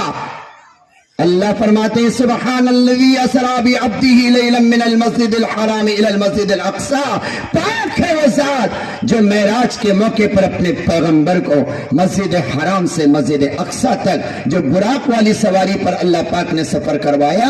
یہ اللہ کی قدرت ہے، اس کو ہم اسرا کہتے ہیں۔ اور مسجد اقصی سے لے کر ساتوں آسمان کا جو سفر ہوا، جو سیڑھیوں کے ذریعے سے ہوا ہے، اس کو ہم معراج کہتے ہیں۔ یہ سفر نبی علیہ السلام کا مسجد اقصی سے بیت اللہ سے مسجد اقصی تک کتنے کلومیٹر کا فاصلہ ہے معلوم؟ بیت اللہ سے بیت المقدس 1300 کلومیٹر کے فاصلے پر ہے۔ بیت اللہ سے مسجد اقصی کتنے کلومیٹر پر ہے؟ 1300 کلومیٹر کے فاصلے پر ہے۔ اور رات کے آخری حصے میں سرکار کو اللہ پاک نے براق والی سواری پہ بٹھا کر جبرائیل علیہ السلام کی معیت میں مسجد اقصی تک پہنچایا۔ کچھ ہی منٹوں میں 1300 کلومیٹر کا سفر براق کے ذریعے سے طے ہوا۔ براق کا پیر جہاں پہ پڑتا تھا وہی اس کی ایک منزل ہوتی تھی۔ 2-3 منزلوں میں 1300 کلومیٹر کا سفر طے کیا ہے۔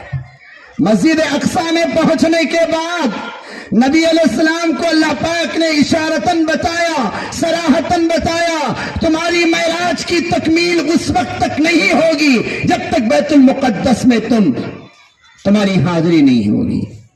2 مرتبہ نبی علیہ السلام اس رات میں بیت المقدس میں حاضر ہوئے، جاتے وقت بھی حاضر ہوئے، واپس جب آئے تو انبیاء کے ساتھ آئے۔ جن جن آسمانوں سے نیچے اتر کے آ رہے تھے وہاں کے انبیاء سرکار کے ساتھ آ رہے تھے۔ سارے پیغمبر استقبال کے لئے زمین تک آئے، مسجد اقصی میں جمع ہو گئے۔ نبی علیہ السلام سب میں بیٹھ گئے، جبرائیل نے اذان دی اور جماعت کا وقت ہو گیا، نماز پڑھانے کا وقت۔ تو حضور اکرم صلی اللہ علیہ وسلم یہ سوچ کے بیٹھے رہے کہ میرے ابا بھی یہاں پر ہیں، حضرت ابراہیم، حضرت آدم بڑے بڑے پیغمبر ہیں، سینئر پیغمبر ہیں، میں تو جونیئر ہوں، میں تو آخری پیغمبر ہوں، نماز کوئی اور پڑھائے گا، بڑے پیغمبر پڑھائیں گے۔ اللہ تعالیٰ کو بتانا تھا پیغمبر سینئر تو ضرور ہیں لیکن مرتبہ سب سے بڑا تمہارا ہے، خاتم الانبیاء آپ ہو، امام الانبیاء آپ ہو، آپ کے صدقے میں حضرت آدم کو ہم نے پیدا کیا، آپ کے صدقے میں ابراہیم علیہ السلام کو ہم نے پیدا کیا، یہ 1.25 لاکھ پیغمبر آپ کے صدقے میں بنے ہیں، امام تو آپ ہی ہوں گے، کوئی اور نماز نہیں پڑھا سکتا۔ مصلی پہ میرے سرکار کو کھڑا کر کے مسجد اقصی کے اندر امامت کروائی۔ اب بتائیے جس مسجد میں میرے پیغمبر 1.25 لاکھ پیغمبروں کی امامت کی ہو، اس مسجد کا مقام مسلمانوں کے لیے کتنا بڑا ہونا چاہیے۔ یہ مسجد اقصی ہے جو آج حالات کے اندر ہم دیکھ رہے ہیں۔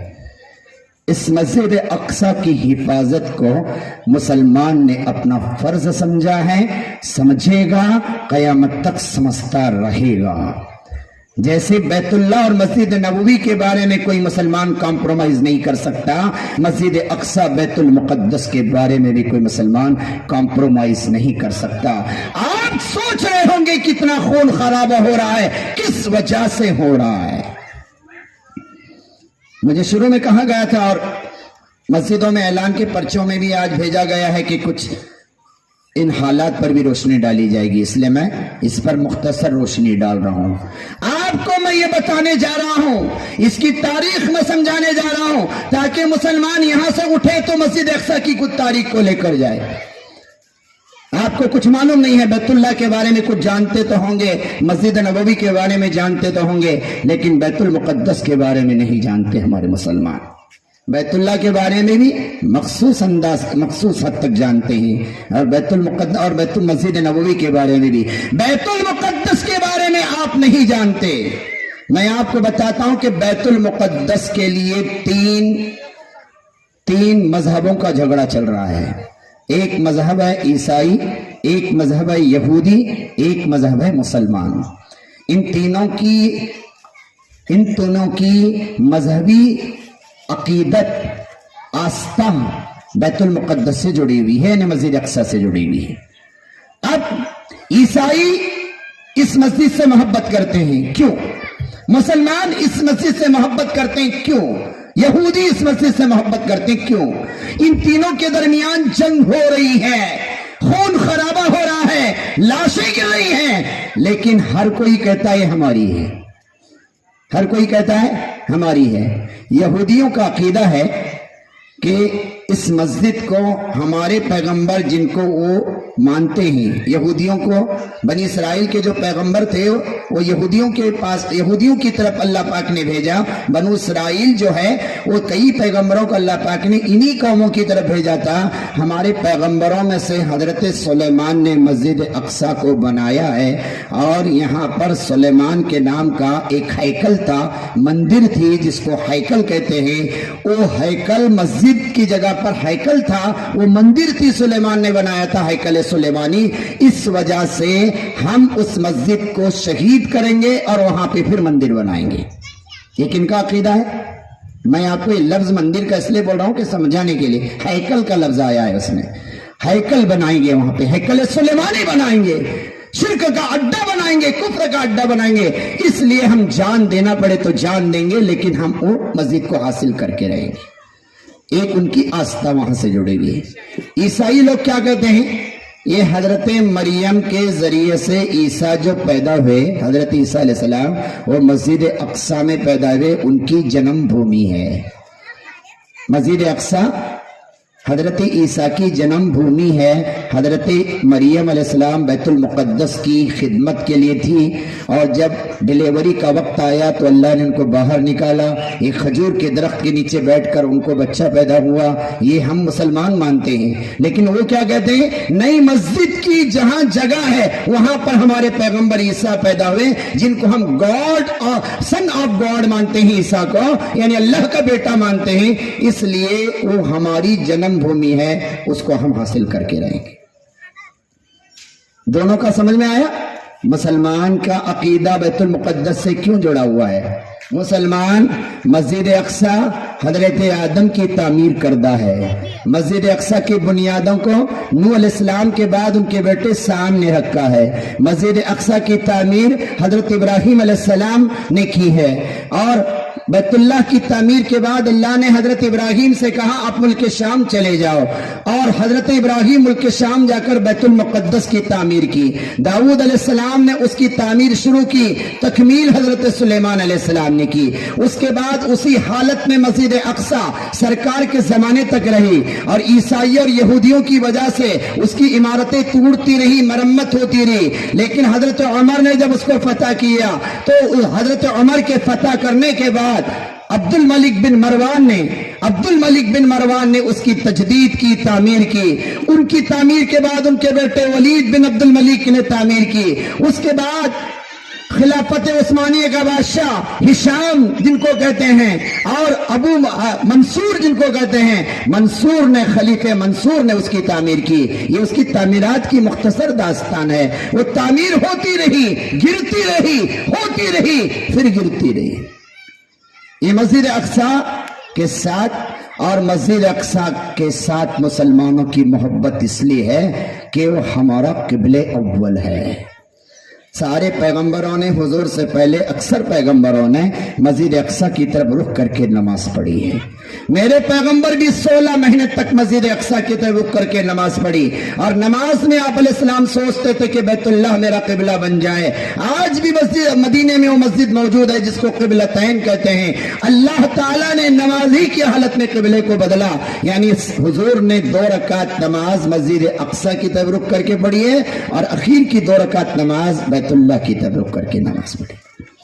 مسجد اقصی انبیاء کا مسکن ہے. مسجد اقصی انبیاء علیہ الصلوۃ ملک شام، یہ جو ملک شام ہے جہاں پہ مسجد اقصی ہے، یہ اس کو اللہ پاک نے قرآن مقدس کی 2 صورتوں میں اللہ پاک نے ملک شام کی برکتوں کو بیان کیا. ایک صورت میں تو قسم کھایا ہے. سورہ بنی اسرائیل میں اللہ نے کیا کہا؟ سبحان الذی اسری بعبدہ لیلا من المسجد الحرام الی المسجد الاقصی الذی بارکنا حولہ. اللہ نے کہا پاک ہے وہ ذات جو پیغمبر کو مسجد حرام سے مسجد اقصی تک لے کر گئی، اور مسجد اقصی کے اطراف کا پورا علاقہ جس کو ملک شام کہتے ہیں، اللہ نے وہاں پہ برکتوں کی انبار رکھی ہے. وہ برکت کا شہر ہے. مفسرین نے برکت کے 2 معنی لیے ہیں. ایک، برکت کا شہر اس لیے کہا گیا کہ تقریباً 1 لاکھ کے قریب پیغمبر وہاں پر آئے، اور اکثر انبیاء نے وہاں کی طرف ہجرت کی، اکثر نبیوں کی وہاں پر قبریں ہیں. اور برکت کے معنی مفسرین نے دوسرے یہ لیے ہیں کہ وہاں پھلوں میں بہت زیادہ برکت ہے. اور 2 پھلوں کی تعریف تو اللہ نے سورہ 3 میں کی، والتین والزیتون وطور سینین وہذا البلد الامین لقد خلقنا الانسان فی احسن تقویم. جب انسان کی تخلیق کو اللہ نے بیان کرنے کا ارادہ فرمایا تو اللہ نے بیت المقدس کی، ملک شام کی 2 پھلوں کی قسم کھائی. والتین انجیر کی قسم، زیتون پھل کی قسم. یہ دونوں پھل جو ہے ملک شام میں پیدا ہوتے ہیں. وطور سینین، یہ طور پہاڑ کی قسم. بلد الامین، مکہ مکرمہ کی قسم. اللہ نے اس صورت میں 3 مقامات کی قسم کھائی ہے. ایک ملک شام کی قسم کھائی، ایک طور کے پہاڑ کی قسم کھائی، ایک مکہ مکرمہ کی قسم کھائی. ملک شام انبیاء کی بستی ہے. ملک شام برکت کا علاقہ ہے. ملک شام سے ہماری عقیدت وابستہ ہے. ملک شام میں ہماری مسجد ہے جس کی طرف رخ کر کے اللہ کے رسول نے 16 مہینے تک نماز پڑھی. اب آئیے میں آپ کو بتاتا چلوں، عقیدت کا مسئلہ تو سمجھ میں آیا. ملک شام کس کے قبضے میں کب تک؟ یہ ملک شام کی داستان کیا ہے؟ مختصر سن لو. ملک شام جو برکت والا ملک تھا، اس کو برطانیہ کی شرارت اور ان کی خباثت سے، انگریز کی خباثت اور شرارت سے ملک شام کے 4 ٹکڑے کیے گئے. ملک شام کے کتنے ٹکڑے کیے گئے؟ ایک ملک تھا، ایک کنٹری تھا ملک شام، اس کے کتنے ٹکڑے کیے گئے؟ 4. سن رہے ہو؟ اصل تاریخ سنو. اس ملک شام جو ایک کنٹری تھی اس کے 4 ٹکڑے کیے گئے. ایک ٹکڑا لبنان کے نام سے بنایا گیا، دوسرا ٹکڑا اردن کے نام سے بنایا گیا، تیسرا ٹکڑا سیریا کے نام سے بنایا گیا، اور چوتھا جو ٹکڑا تھا فلسطین کے نام سے بنایا گیا. اب سمجھو ملک شام کے 4 ٹکڑے ہیں. ملک شام پورا ملک، یہ ملک کو 4 ٹکڑے کر کے ایک اردن بنا، ایک لبنان بنا، ایک سیریا بنا، ایک فلسطین بنا. اب فلسطین ملک شام میں تھا، بڑا تھا، اب چھوٹا ہو گیا نا. اب ٹکڑے ہونے کے بعد چھوٹا ہو گیا. اب یہ فلسطین مسلمانوں کا ملک تھا پہلے سے، حضرت آدم کے زمانے سے، کیونکہ حضرت نوح علیہ السلام کے بیٹے حضرت سام نے اس کو آباد کیا. حضرت سام ملک شام میں جا کے آباد ہو گئے، اور وہاں سے عربوں کا ایریا ہے، وہاں پہ عرب پہلے سے آباد ہوئی نوح علیہ السلام کے زمانے سے، اور حضرت سام کی اولاد وہاں پہ رہی، اور انہی کے ذریعے سے ملک شام آباد ہوا. یعنی آدم ثانی حضرت نوح کے زمانے سے ملک شام حضرت حضرت نوح علیہ السلام کے بیٹے سے آباد ہے. یہ تو سمجھ میں آیا آپ کو.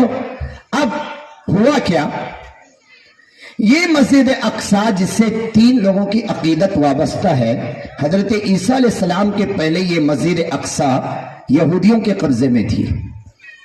کس کے قبضے میں تھی؟ یہودیوں کے قبضے میں تھی. حضرت عیسیٰ علیہ السلام کے بعد یہودیوں کی اور عیسائیوں کی جنگ ہوئی, جس جنگ میں عیسائیوں نے جیت حاصل کی اور مسجد اقصی پر انہوں نے قبضہ کیا.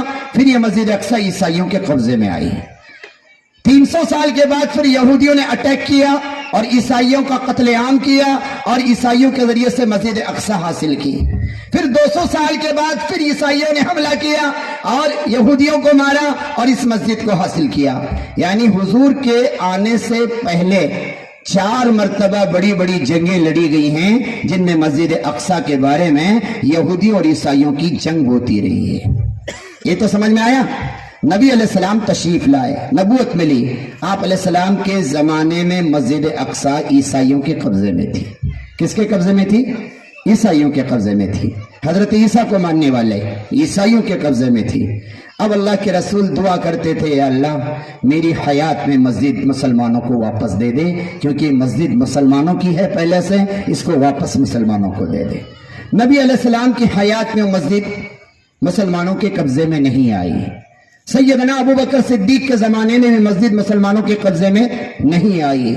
حضرت عمر فاروق کے زمانے میں جب حضرت عمر فاروق نے ابو عبیدہ بن جراح کا لشکر ملک شام کی طرف بھیجا اور اس لشکر نے جا کے ملک شام کے اندر اسلامی تبلیغ کے ذریعے سے, اخلاق کے ذریعے سے مسجد اقصی کو فتح کیا, تو مسجد اقصی جو عیسائیوں کے قبضے میں تھی, عیسائی بڑے بڑے پادری کہنے لگے, ان کے پنڈت کہنے لگے, ہم مسجد اقصی کی چابیاں تمہارے امیر المومنین کے ہاتھ میں دیں گے, یہ شرط منظور ہے, بغیر لڑائی کے دیں گے.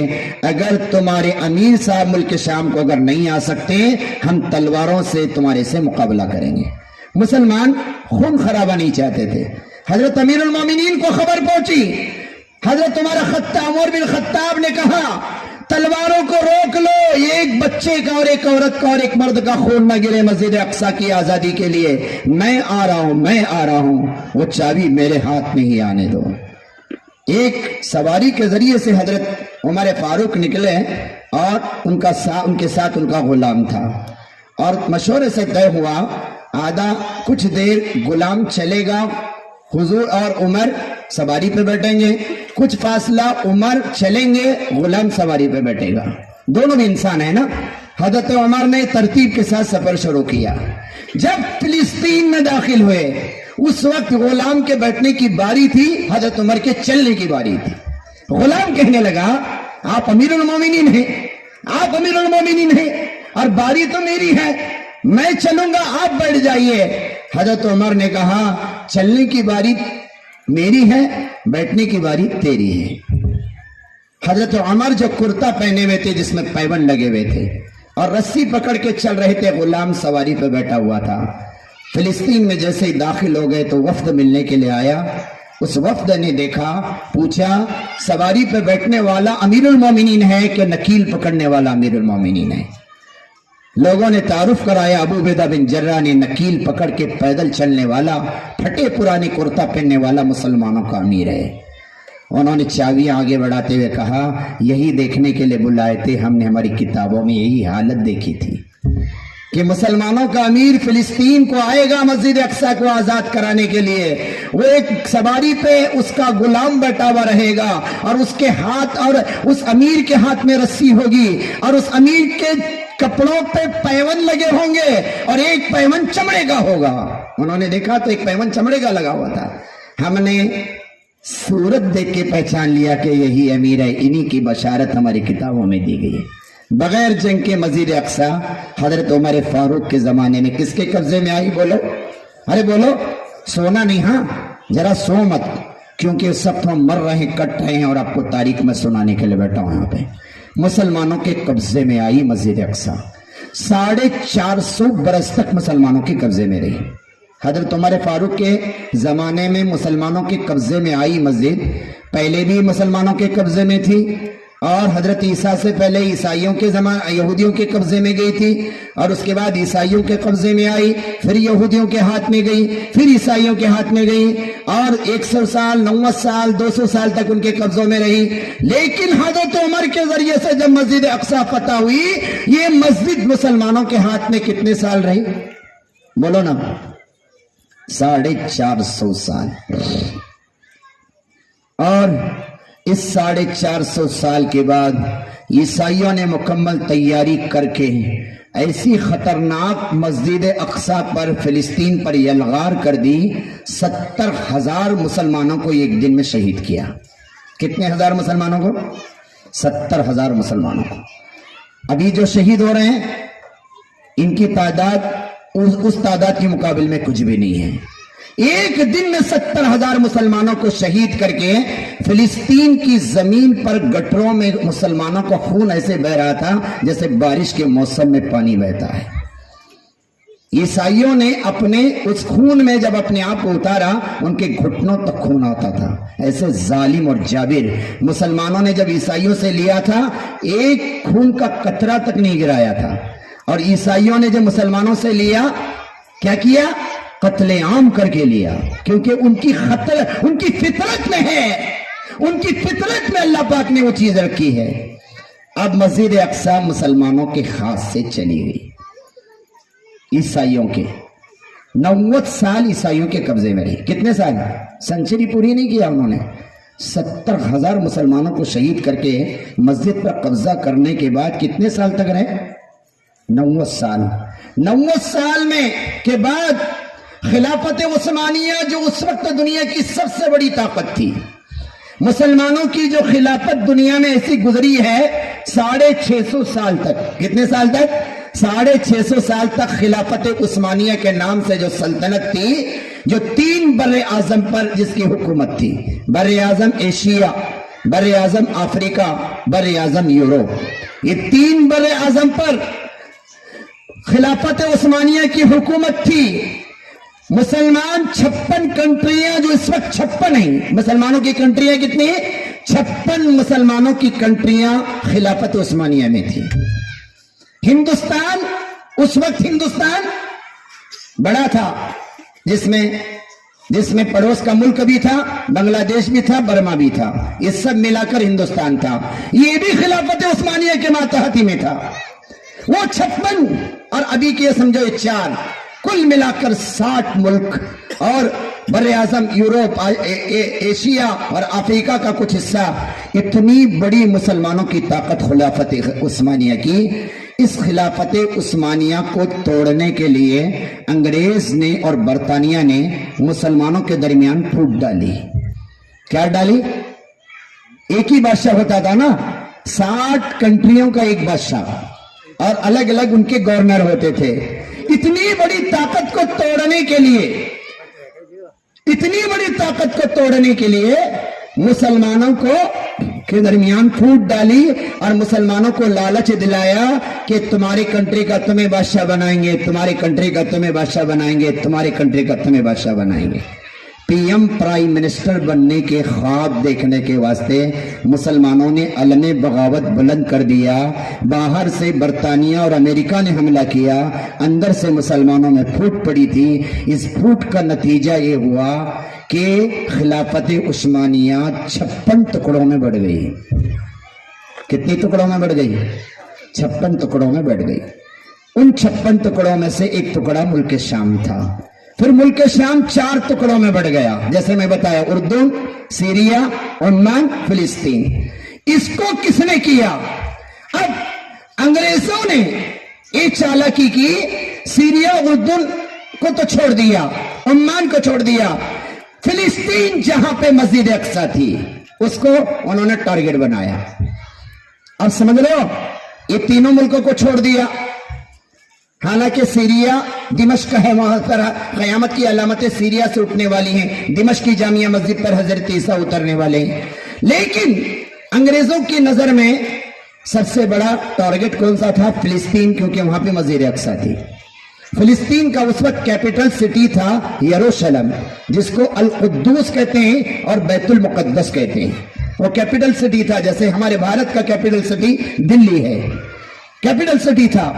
अब अंग्रेजों ने 1919 में 1919 में अंग्रेजों ने, जब हिंदुस्तान पर अंग्रेजों का गलबा था, उस वक्त फिलिस्तीन पर भी अंग्रेजों का कब्जा था, अंग्रेजों का कब्जा फिलिस्तीन पर भी था। हिंदुस्तान में है आजादी की जंग लड़ी जा रही थी, वहां पर अंग्रेज मुल्क तोड़ने का काम कर रहे थे फिलिस्तीन का। यहाँ हिंदुस्तान को आजाद कराने की मेहनत हो रही है, वहां पे फिलिस्तीन को टुकड़ों में बांटने की अंग्रेज मेहनत कर रहा है। 1919 में अंग्रेजों ने यहूदी, जो इतनी खतरनाक और इतनी गिरी हुई थर्ड क्लास कौम है, ये हर जमाने में थुका लेती है। हिटलर ने इनको मारा था और 7 लाख यहूदियों को खत्म करके 50,000 यहूदियों को छोड़ा था। 7.5 लाख थे, 7 लाख को मार के 50,000 को छोड़ा था। और हिटलर ने यूं कहा था, मैं चाहा तो इन 50 को भी मार सकता था, लेकिन दुनिया मुझे यहूदियों का कातिल कहती है, मैं दुनिया वालों को दिखाने के लिए छोड़ रहा हूं। ये 50,000 इसलिए छोड़ रहा हूं ताकि 50,000 पूरी दुनिया के लिए कितना खतरनाक पॉइजन बनेंगे, जहर बनेंगे। जब उनकी तारीख देखोगे तो सब हिटलर को याद करोगे, कहोगे कि हिटलर ने जो किया सच किया, इसलिए मैं छोड़ रहा हूं, वरना चाहा तो मैं इन 50 को भी मार सकता हूं। 7 लाख यहूदियों को मारा था उसने। वो 50,000 पूरे दुनिया में बिखर गए थे, कोई कंट्री वालों को जगह नहीं दे रहा था रहने की। इतने थुकालिए थे, जिस मुल्क में भी जाते थे मुल्क वाले लात मार के बाहर निकालते थे। अंग्रेजों को इन पे तरस आया। अंग्रेजों ने कहा कि अच्छा, हम तुम्हें फिलिस्तीन में जगह देंगे, आओ हमारे कब्जे में है, तुम फिलिस्तीन की प्रॉपर्टियां खरीदो। अब यहूदी आना शुरू हो गए। किसने सिग्नल दिया उनको आने का? मुसलमानों पे इल्जाम लगाते हैं लोग कि फिलिस्तीन में अंग्रेजों को, यहूदियों को आने की इजाजत मुसलमानों ने दी थी। हाँ, मुसलमानों की उस वक्त एक गलती ये हुई थी कि मुसलमानों ने यहूदियों को प्रॉपर्टियां बेची थी। उस वक्त सारी दुनिया से फतवे गए थे, यहाँ दारुल देवबंद से भी फतवा गया था कि यहूदियों की प्रॉपर्टी मत बेचो। उस वक्त माशी एतबार से मुसलमान कमजोर रहने की वजह से प्रॉपर्टियां सेल जरूर की थी। यहूदियों ने वहां की प्रॉपर्टियां बड़े बड़े दाम देकर खरीदना शुरू किया। 1919 से 1948 तक सिर्फ खरीदी का काम किया उन्होंने। कितने साल तक? 29 साल तक। अंग्रेजों ने सिग्नल दिया, पूरी दुनिया में तुमको रहने की जगह नहीं मिल रही है, आ जाओ।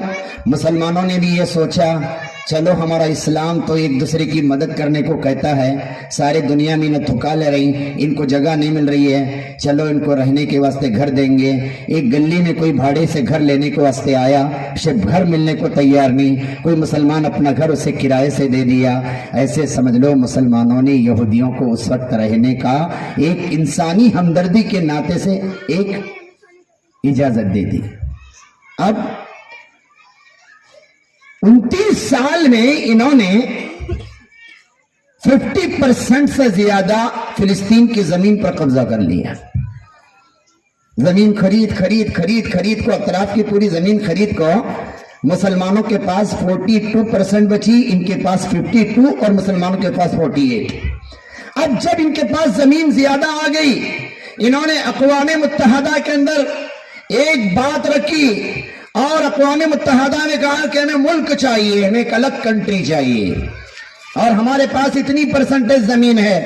अक़वाम मुत्तहदा ने उस वक्त फिलिस्तीनियों पर जुल्म करते हुए फैसला सुनाया कि 52% फिलिस्तीन की जमीन का एक अलग मुल्क रहेगा, उसका नाम इसराइल रहेगा, और 48% जमीन का एक मुल्क रहेगा, उसका नाम फिलिस्तीन रहेगा। 1948 के अंदर अक़वाम मुत्तहदा ने मुल्क के शाम के 4 टुकड़े थे पहले से, उन 4 टुकड़ों में एक टुकड़ा फिलिस्तीन था, फिर उस एक टुकड़े के 2 टुकड़े बनाए, एक टुकड़ा फिलिस्तीन के नाम से, एक टुकड़ा इसराइल के नाम से। आपको हिंदू पूरे दुनिया के मैप में सिर्फ फिलिस्तीन नजर आता था, इसराइल नजर नहीं आता था। 1948 के बाद आपको इसराइल नजर आने लगा। उसमें बात समझ में आई? अब इन जालिमों ने 1948 से लेकर 1967 तक तकरीबन 19 साल तक ذرا کرتے کرتے 10 15 20 10 15 20 مسلمانوں کو روزانہ شہید کرنے کا، اور یہ بستی ہے چھوٹی سی، اس بستی والوں کو اڑانے کا، اس بستی پہ قبضہ کر لینے کا، اس بستی کو اڑانے کا، قبضہ کرنے کا، تقریباً 75 برس سے مسلمانوں کو مارتے آ رہے ہیں۔ اور آج جو تعداد آپ کو دکھائی دے رہی ہے، اتنے مسلمان شہید ہو گئے، ہزاروں کی تعداد میں مسلمان 75 برس سے شہید ہو رہے ہیں، 1948 سے شہید ہو رہے ہیں۔ اب کرتے کرتے 1967 میں انہوں نے کیپٹل سٹی جو یروشلم تھا اس پر قبضہ کر لیا، یروشلم میں جو بیت المقدس تھا اس پر قبضہ کر لیا، بیت المقدس میں جو مسجد اقصی تھی 1967 میں یہودیوں نے مسجد اقصی پر قبضہ کر لیا۔ تقریباً 55 سال ہو گیا یہ مسجد ہمارے ہاتھ سے جا کر، 1967 میں جا چکی ہے۔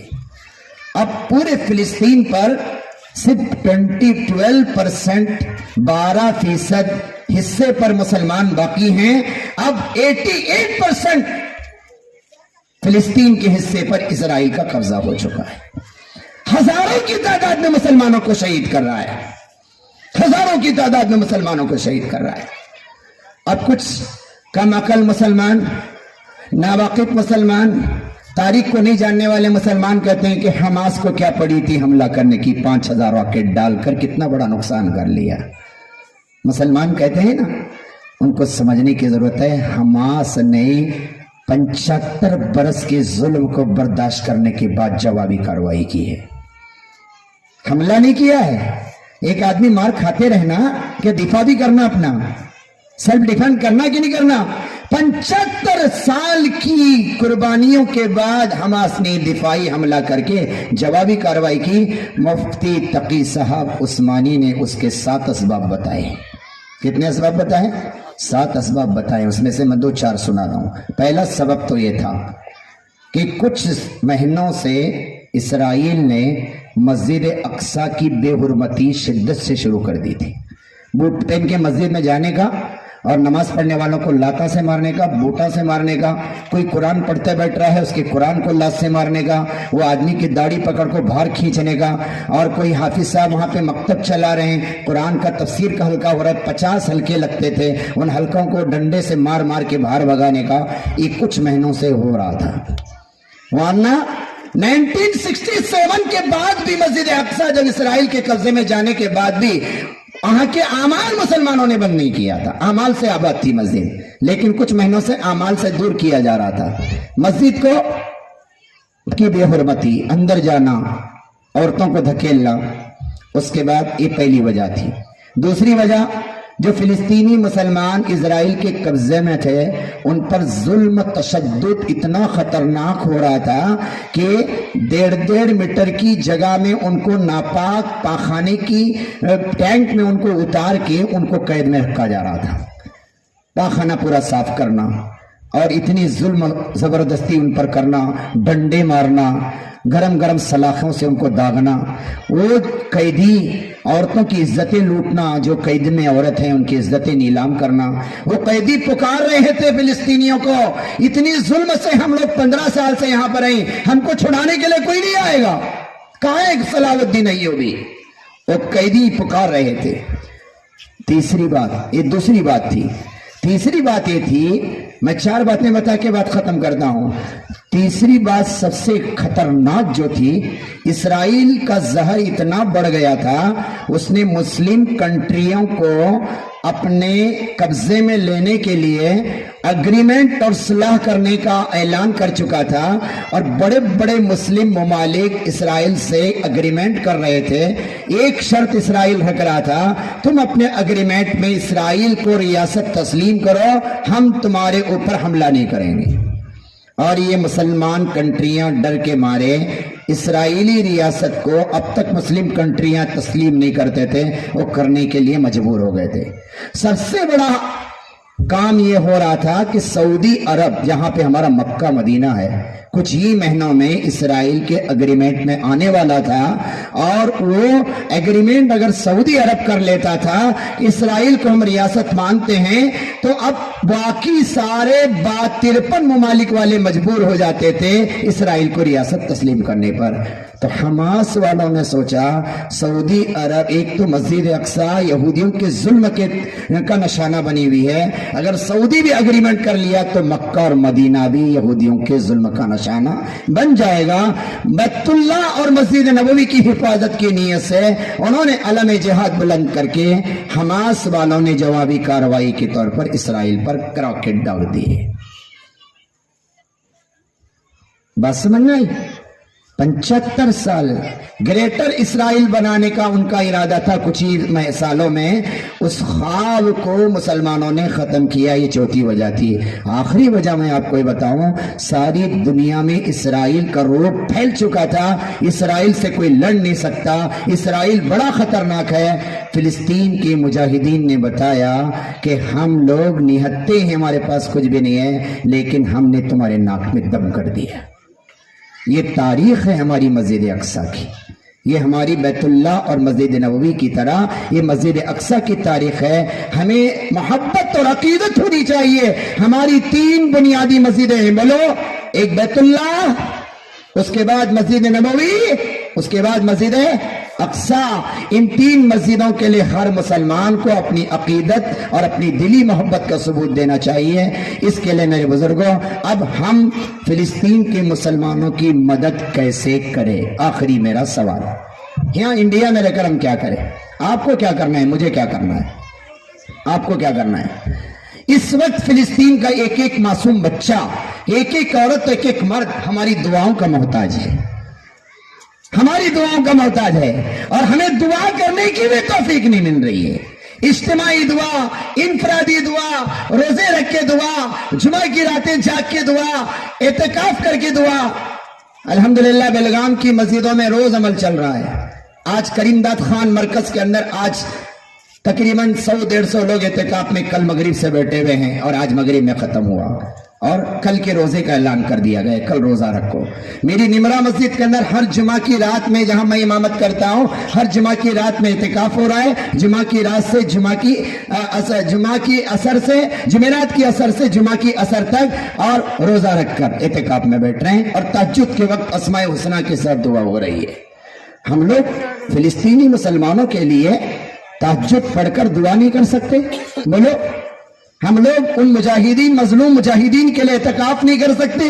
ہماری مستورات ایک ایک دن کا روزہ رکھ کر، صدقہ خیرات کر کے، غریب غربا کو پیسے دے کر، ہماری مستورات، ان مستورات کی عزت و آبرو کی حفاظت، ان معصوم بچوں کی خون کی حفاظت کے لیے اللہ سے دعا نہیں کر سکتے؟ مسلمان ہندوستان کے کم سے کم اتنا نہیں کر سکتے؟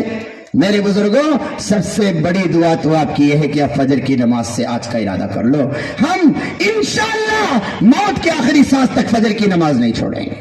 ہاتھ اٹھا کر ارادہ کرو، ہم فجر کی نماز نہیں چھوڑیں گے۔ اگر اسی حالت میں بھی اگر آپ فجر کی نماز چھوڑ رہے ہیں تو سمجھ لو آپ سے بڑا بے غیرت مسلمان کوئی نہیں ہے۔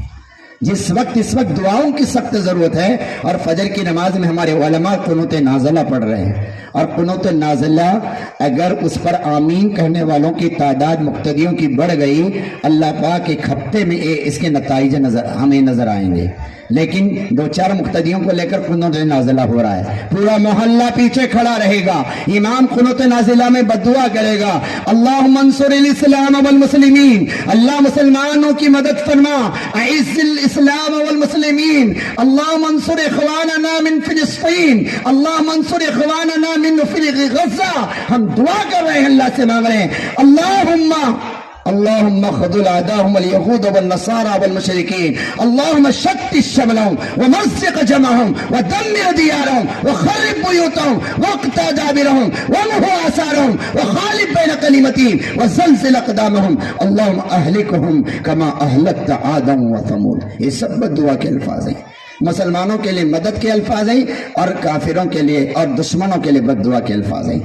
فجر کی نماز میں یہ دعا پڑھی جا رہی ہے، اور آمین کہنے والے گھر پہ سوتے پڑے ہیں۔ مستورات حضرت مولانا سجاد نعمانی دامت برکاتہم العالیہ نے فرمایا، فجر کی سنت، فجر کی فرض کے بعد मस्तूरात का और बड़ी मस्तूरात का मकतब है और जमातों का रास्ता। अपने बच्चों को इस मकतब अबू हुरैरा, ये मकतब वसीयत नूर मकतब से जो अबू हुरैरा में चलता है, इसमें भेजकर अपने बच्चों को आबाद करो। हर माँ इरादा करके जाए, मेरा एक भी बच्चा बाकी नहीं रहेगा जो दीन की खिदमत में न लगा हो। मैं भी दीन की खिदमत करूंगी, मेरे शौहर भी दीन की खिदमत करेंगे। उम्मत के तीनों तबकात अगर दीन पर आ जाएंगे, फजूल खर्चियों से अपने आप को बचाओ, बेजा माल के तसरुफ से अपने आप को बचाओ।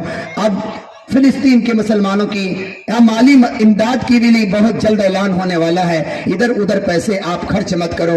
जब किसी मजबूत तंजीम की तरफ से ऐलान हो जाए, आप माली मदद करके फिलिस्तीन के मुसलमानों की मदद भी करो। इस वक्त वहां के छोटे छोटे बच्चे आपसे कह रहे हैं, हम तुम्हारा माल नहीं चाहते, हम सिर्फ तुम्हारी दुआओं के मोहताज हैं। अल्लाह ताला से हमें दुआ करने की जरूरत है। अल्लाह हमारे उन भाइयों की मदद फरमाए। छोटे छोटे मासूम बच्चे 2500 के करीब अब तक शहीद हो चुके हैं। 2000 से ज्यादा मस्तूरात शहीद हो चुकी है। एक बाप, आज मैंने देखा एक वीडियो, एक बाप के 3 बच्चे शहीद हो रहे हैं, बीवी शहीद हो रही है। वो बाप सारे फिलिस्तीन के मुसलमानों को चॉकलेट बांट रहा है। लोग पूछ रहे चॉकलेट क्यों बांट रहा है? कहा कि मेरे बच्चे और मेरी बीवी जन्नत में चली गई, इससे बढ़कर खुशी और क्या होगी। मैं भी जन्नत का इंतजार कर रहा हूं। मैं भी शहीद होने से पहले चॉकलेट बांट के जाऊंगा। फिलिस्तीन के लोगों को चॉकलेट बांट के करा है। हम मरने के लिए दुनिया में आए हैं। गीदड़ की 100 साल जिंदगी से शेर की एक दिन की जिंदगी बेहतर है। और टीपू सुल्तान के जुमले को याद करो। इस वक्त फिलिस्तीन के मुसलमान अपनी शहादत को अपनी आंखों के सामने देख रहे हैं। एक रिपोर्ट मैंने ये पढ़ा, एक मुसलमान फिलिस्तीन का कह रहा है, मैंने शहीदों के मुंह को जाके सूंघा, मुश्क की खुशबू आ रही थी। जिन कब्रों में उनको दफनाया जा रहा है, उन कब्रों से खुशबू आ रही है। फिलिस्तीन के मुसलमान के छोटे छोटे बच्चे, 2 बच्चों को पूछा जा रहा है जिसके माँ बाप शहीद हो गए हैं, और बच्चों को कहा कि बड़ी मुसीबत से तुम बच गए। बच्चे ने उस मीडिया वाले से, जो रिपोर्टिंग करने वाले से कह रहे हैं कि बड़ी मुसीबत से हम नहीं बचे, बड़ी मुसीबत से तो हमारे माँ बाप बच गए, वो जन्नत पे चले गए। चचा आप दुआ करो, हम भी जन्नत पे जाने के लिए तैयार हैं। एक एक बच्चा जन्नत का ख्वाब देख रहा है। ओहद की पहाड़ से मुझे जन्नत की खुशबू आ रही है, सहाबा के बारे में सुना करते थे। आज फिलिस्तीन के बच्चों को फिर गज्जा से जन्नत की खुशबू आ रही है। गज्जा से जन्नत की खुशबू आ रही है। एक छोटा सा गज्जा है जो घुटने टेकने को तैयार नहीं। हजारों की शहादत के बाद भी उनके जबान पे ही जुमला है, आखिरी दम तक एक एक खून का कतरा जब तक बाकी है, अल्लाह के पास ये अल्लाह के पास गिरफ्त नहीं हो कि हम मस्जिद अक्सा के लिए मर चुके हैं। मस्जिद अक्सा के लिए, मस्जिद अक्सा की बेटी अबू हुरैरा है। मस्जिद अक्सा की बेटी हमारी मरकज है। दुनिया की सारी मस्जिदें मस्जिद अक्सा की बेटियां हैं। वो मस्जिद अक्सा की आबादी के लिए जान दे रहे हैं। सारे मुसलमान हाथ उठा के बोलो, हम अबू हुरैरा को आबाद करेंगे, हम मरकज को आबाद करेंगे, हम अपने मोहल्ले की मस्जिद को आबाद करेंगे, गोया हम मस्जिद अक्सा को आबाद करने वालों में शुमार होंगे। मस्जिद को आबाद करो, तब अल्लाह तुम्हारे घरों को आबाद करेगा। मस्जिद वीरान होगी तो हमारे घर उजड़ जाएंगे। इसके लिए दीन की तमाम तहरीकों के साथ जुड़कर रहो। घरों में तालीम का एहतमाम करो, मुलाकातें करो, एक दूसरे मुसलमान को ईमान की दावत दो, और अल्लाह के रास्ते में जितना वक्त मिल सके उतने वक्त के लिए अल्लाह के रास्ते में जाओ। मस्तूरात भी जमात में जाओ, मकतब को मजबूत करो, और गयूर मुसलमान बनने की फिक्र करो। और हम मुसलमान जुल्म करते नहीं, लेकिन जुल्म सहते भी नहीं। हम मुसलमान ऐसे हैं कि हम जालिम को जुल्म करने देते भी नहीं। मन रा मिनकुम मुनकरन फलयुगय्यिरहु बियदी, मेरे आका ने फरमाया, अगर जुल्म होता हुआ तुम देख रहे हो, मुनकर होता हुआ तुम देख रहे हो, तो हाथ से रोको, नहीं रोक सकते तो जबान से रोको, उससे भी नहीं रोक सकते तो दिल से बुरा समझो। ज़ालिका अज़फ़ुल ईमान, इससे कमतर दर्जा ईमान का हो ही नहीं सकता। अगर हम खा पी के मजे में हैं और जो हो रहा है उसके बारे में हम अफसोस भी नहीं है, दुआ भी नहीं कर रहे हैं, तो समझ लो हमारा ईमान अंदर से निकलता जा रहा है। इसके लिए गैरतमंद मुसलमान बनने के लिए इन्हीं बातों की मैं आपको तरगीब दे रहा हूँ। इस मजबूत मौजू पर मुझे बात करने के लिए कहा गया था, इसीलिए मैंने मौजू छेड़ा, वरना मकतब के जलसे में मैं ये मौजू आज न छेड़ूं और तो मुझे भी अच्छा भी नहीं लगता था, क्योंकि इस वक्त इतना बड़ा मजमुआ अगर मेरे 2 जुमलों की वजह से मस्जिद अक्सा की तारीख को समझ रहा है तो ये गोकाक का जलसा कामयाब जलसा है। اور وہ بھی بچے ہیں، یہ بھی بچے ہیں. ان بچوں کے اس آج خوشی کے موقع پر ان شہید ہونے والے بچوں کو اگر ہم یاد نہ کریں تو ہم کتنی بڑی ہماری غداری ہوگی. یہ بچوں کے لیے آج عید کا دن تھا، جلسے کا دن تھا، انعامات لے رہے تھے. ان بچوں کو پانی کے لیے ترسایا جا رہا ہے، کھانے کے لیے ترسایا جا رہا ہے. کربلا کے حسین کے شہیدوں کی طرح بھوکے اور پیاسے ہیں. اگر ان مظلوم بچوں کو آج کے بچوں کے جلسے میں ہم یاد نہ کرتے تو ہمارے سے بڑا گستاخ کوئی نہ ہوتا. اس لیے ہم نے ان بچوں کو بھی یاد کیا، ان بچوں کی بھی ہمت افزائی کرتے ہیں. آخر میں میری ان بچوں سے درخواست ہے، سارے بچے ارادہ کرو انشاءاللہ ہم اب اس مکتب کو مضبوط کریں گے. ساری مائیں اور باپ ارادہ کرو ہم اس مکتب کو مضبوط کریں گے انشاءاللہ، اور ہمارے گھر کا ہر بچہ مکتب کو آئے گا، کریں گے انشاءاللہ. اللہ ہم سب کو کہنے سننے سے زیادہ عمل کی توفیق عطا فرمائے. وآخر دعوانا ان الحمدللہ رب العالمین. مجھے 2 گھنٹے بات کرنے کے لیے کہا گیا تھا، شاید میں نے 2 گھنٹے بات نہیں کیا، اور میں بات تقریباً 1.5 گھنٹے کے قریب کر چکا ہوں، اور 2 گھنٹے تک کی اجازت تھی. لیکن میں دیکھ رہا ہوں کہ مجموعہ بہت غور سے سن رہا ہے. یہ بار بار مجلس سے نہیں لگائی جاتی، اتنا ہی کافی ہے آپ کے لیے. اپنے بڑے بڑے علماء سے آپ اس سے زیادہ تفصیلات سنو. میں اپنے جمعہ میں 4 جمعہ سے اسی عنوان پہ بات کر رہا ہوں، ہماری مسجد پہ 4 جمعہ سے اسی عنوان پہ بات کر رہا ہوں، تاکہ ہمارے لوگوں کو مسجد اقصی فلسطین ملک شام کی مکمل تاریخ سمجھ میں آئے. اللہ ہم سب کو کہنے سننے سے زیادہ عمل کی توفیق عطا فرمائے. وآخر دعوانا ان الحمدللہ رب العالمین. صلی علی سیدنا مولانا محمد وعلی آل سیدنا مولانا محمد وبارک وسلم. اللہم انت السلام ومنک السلام، تبارکت ربنا وتعالیت یا ذا الجلال والاکرام. ظلمنا انفسنا وان لم تغفر لنا وترحمنا لنکونن من الخاسرین. اللہم انک عفو کریم تحب العفو فاعف عنا یا کریم. یا مصرف القلوب صرف قلوبنا على طاعتک، یا مقلب القلوب ثبت قلوبنا على دینک. اللہم ان قلوبنا ونماسینا وجوارحنا بيدك لم تملكنا منها شيئا، فإذا فعلت ذلك بنا فكن أنت ولينا واهدنا إلى سواء السبيل. اللهم انصر الإسلام والمسلمين. اللهم اهدنا فيمن هديت، وعافنا فيمن عافيت، وتولنا فيمن توليت، وبارك لنا فيما أعطيت، وقنا شر ما قضيت، فإنك تقضي ولا يقضى عليك، إنه لا يذل من واليت ولا يعز من آديت، ولك الحمد بما قضيت. ونستغفرك ونتوب إليك، ونستغفرك ونتوب إليك، ونستغفرك ونتوب إليك. اللهم انصر الإسلام والمسلمين. اللهم انصر إخواننا في فلسطين. اللهم انصر إخواننا في فلسطين. اللهم انصر إخواننا في فلسطين. اللهم انصر أخواتنا في فلسطين. اللهم انصر صغارنا في فلسطين. اللهم انصر كبارنا في فلسطين. اللهم أيد المجاهدين في حماس. اللهم أيد المجاهدين في حماس. اللهم انصر الإسلام. اللهم انصر الإسلام يا أرحم الراحمين، يا أكرم الأكرمين، يا ذا القوة المتين، يا راحم المساكين، يا كنز الضعفاء، يا رحيم يا رجاء، يا سند من لا سند له، يا زخر من لا زخر له، يا إماد من لا إماد له، يا حي يا قيوم، يا رحمن يا رحيم، يا ستار يا حنان، يا رحمن يا الله. اللهم خذل أعداهم اليهود والنصارى وإسرائيل.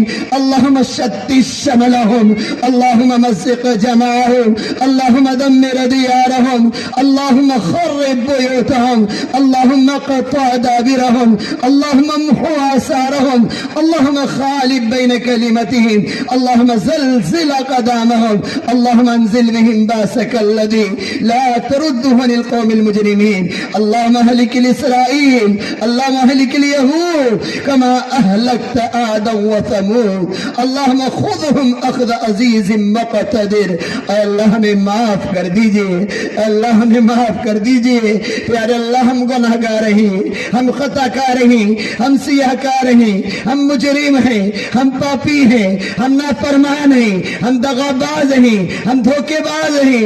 اللہ اللہ ہم نے آپ کو بہت ناراض کیا، ہم نے تیرے حکموں کو توڑ کر تیرے حبیب کے طریقوں کو چھوڑ کے زندگی گزارا ہے، ہم بڑے اللہ بے غیرت ہیں، ہمارے اندر کی حیا نکل گئی، ہمارے اندر کی غیرت نکل گئی، ہم بہت بگڑ چکے ہیں اللہ، ہمیں اپنی خوشی سے فرصت نہیں، ہم اپنے فضول خرچیوں سے فرصت نہیں، ہماری مسجدیں ویران پڑی ہیں، مسجد اقصی کی بیٹیاں ویران پڑی ہیں، ہماری مسجد اقصی کی بیٹیاں ویران پڑی ہیں اللہ، ایسے حالات میں بھی ہم فجر کی نماز کو نہیں جا رہے، ہماری عورتیں مصلی پہ کھڑی نہیں ہو رہی، ہمیں دعا کرنے کا ٹائم نہیں مل رہا، ہم ان مظلوم مسلمانوں کو یاد نہیں کر رہے، ان معصوم شہید ہونے والے بچوں کو یاد نہیں کر رہے، کتنے بچوں کے ماں باپ شہید ہو چکے ہیں اللہ، وہ اپنے ماں باپ کے لیے ترس رہے، کتنے مائیں اپنے بچوں کو قربان کر چکی ہے اللہ، ان کے صبح شام کے سامنے خون ہی خون ہے،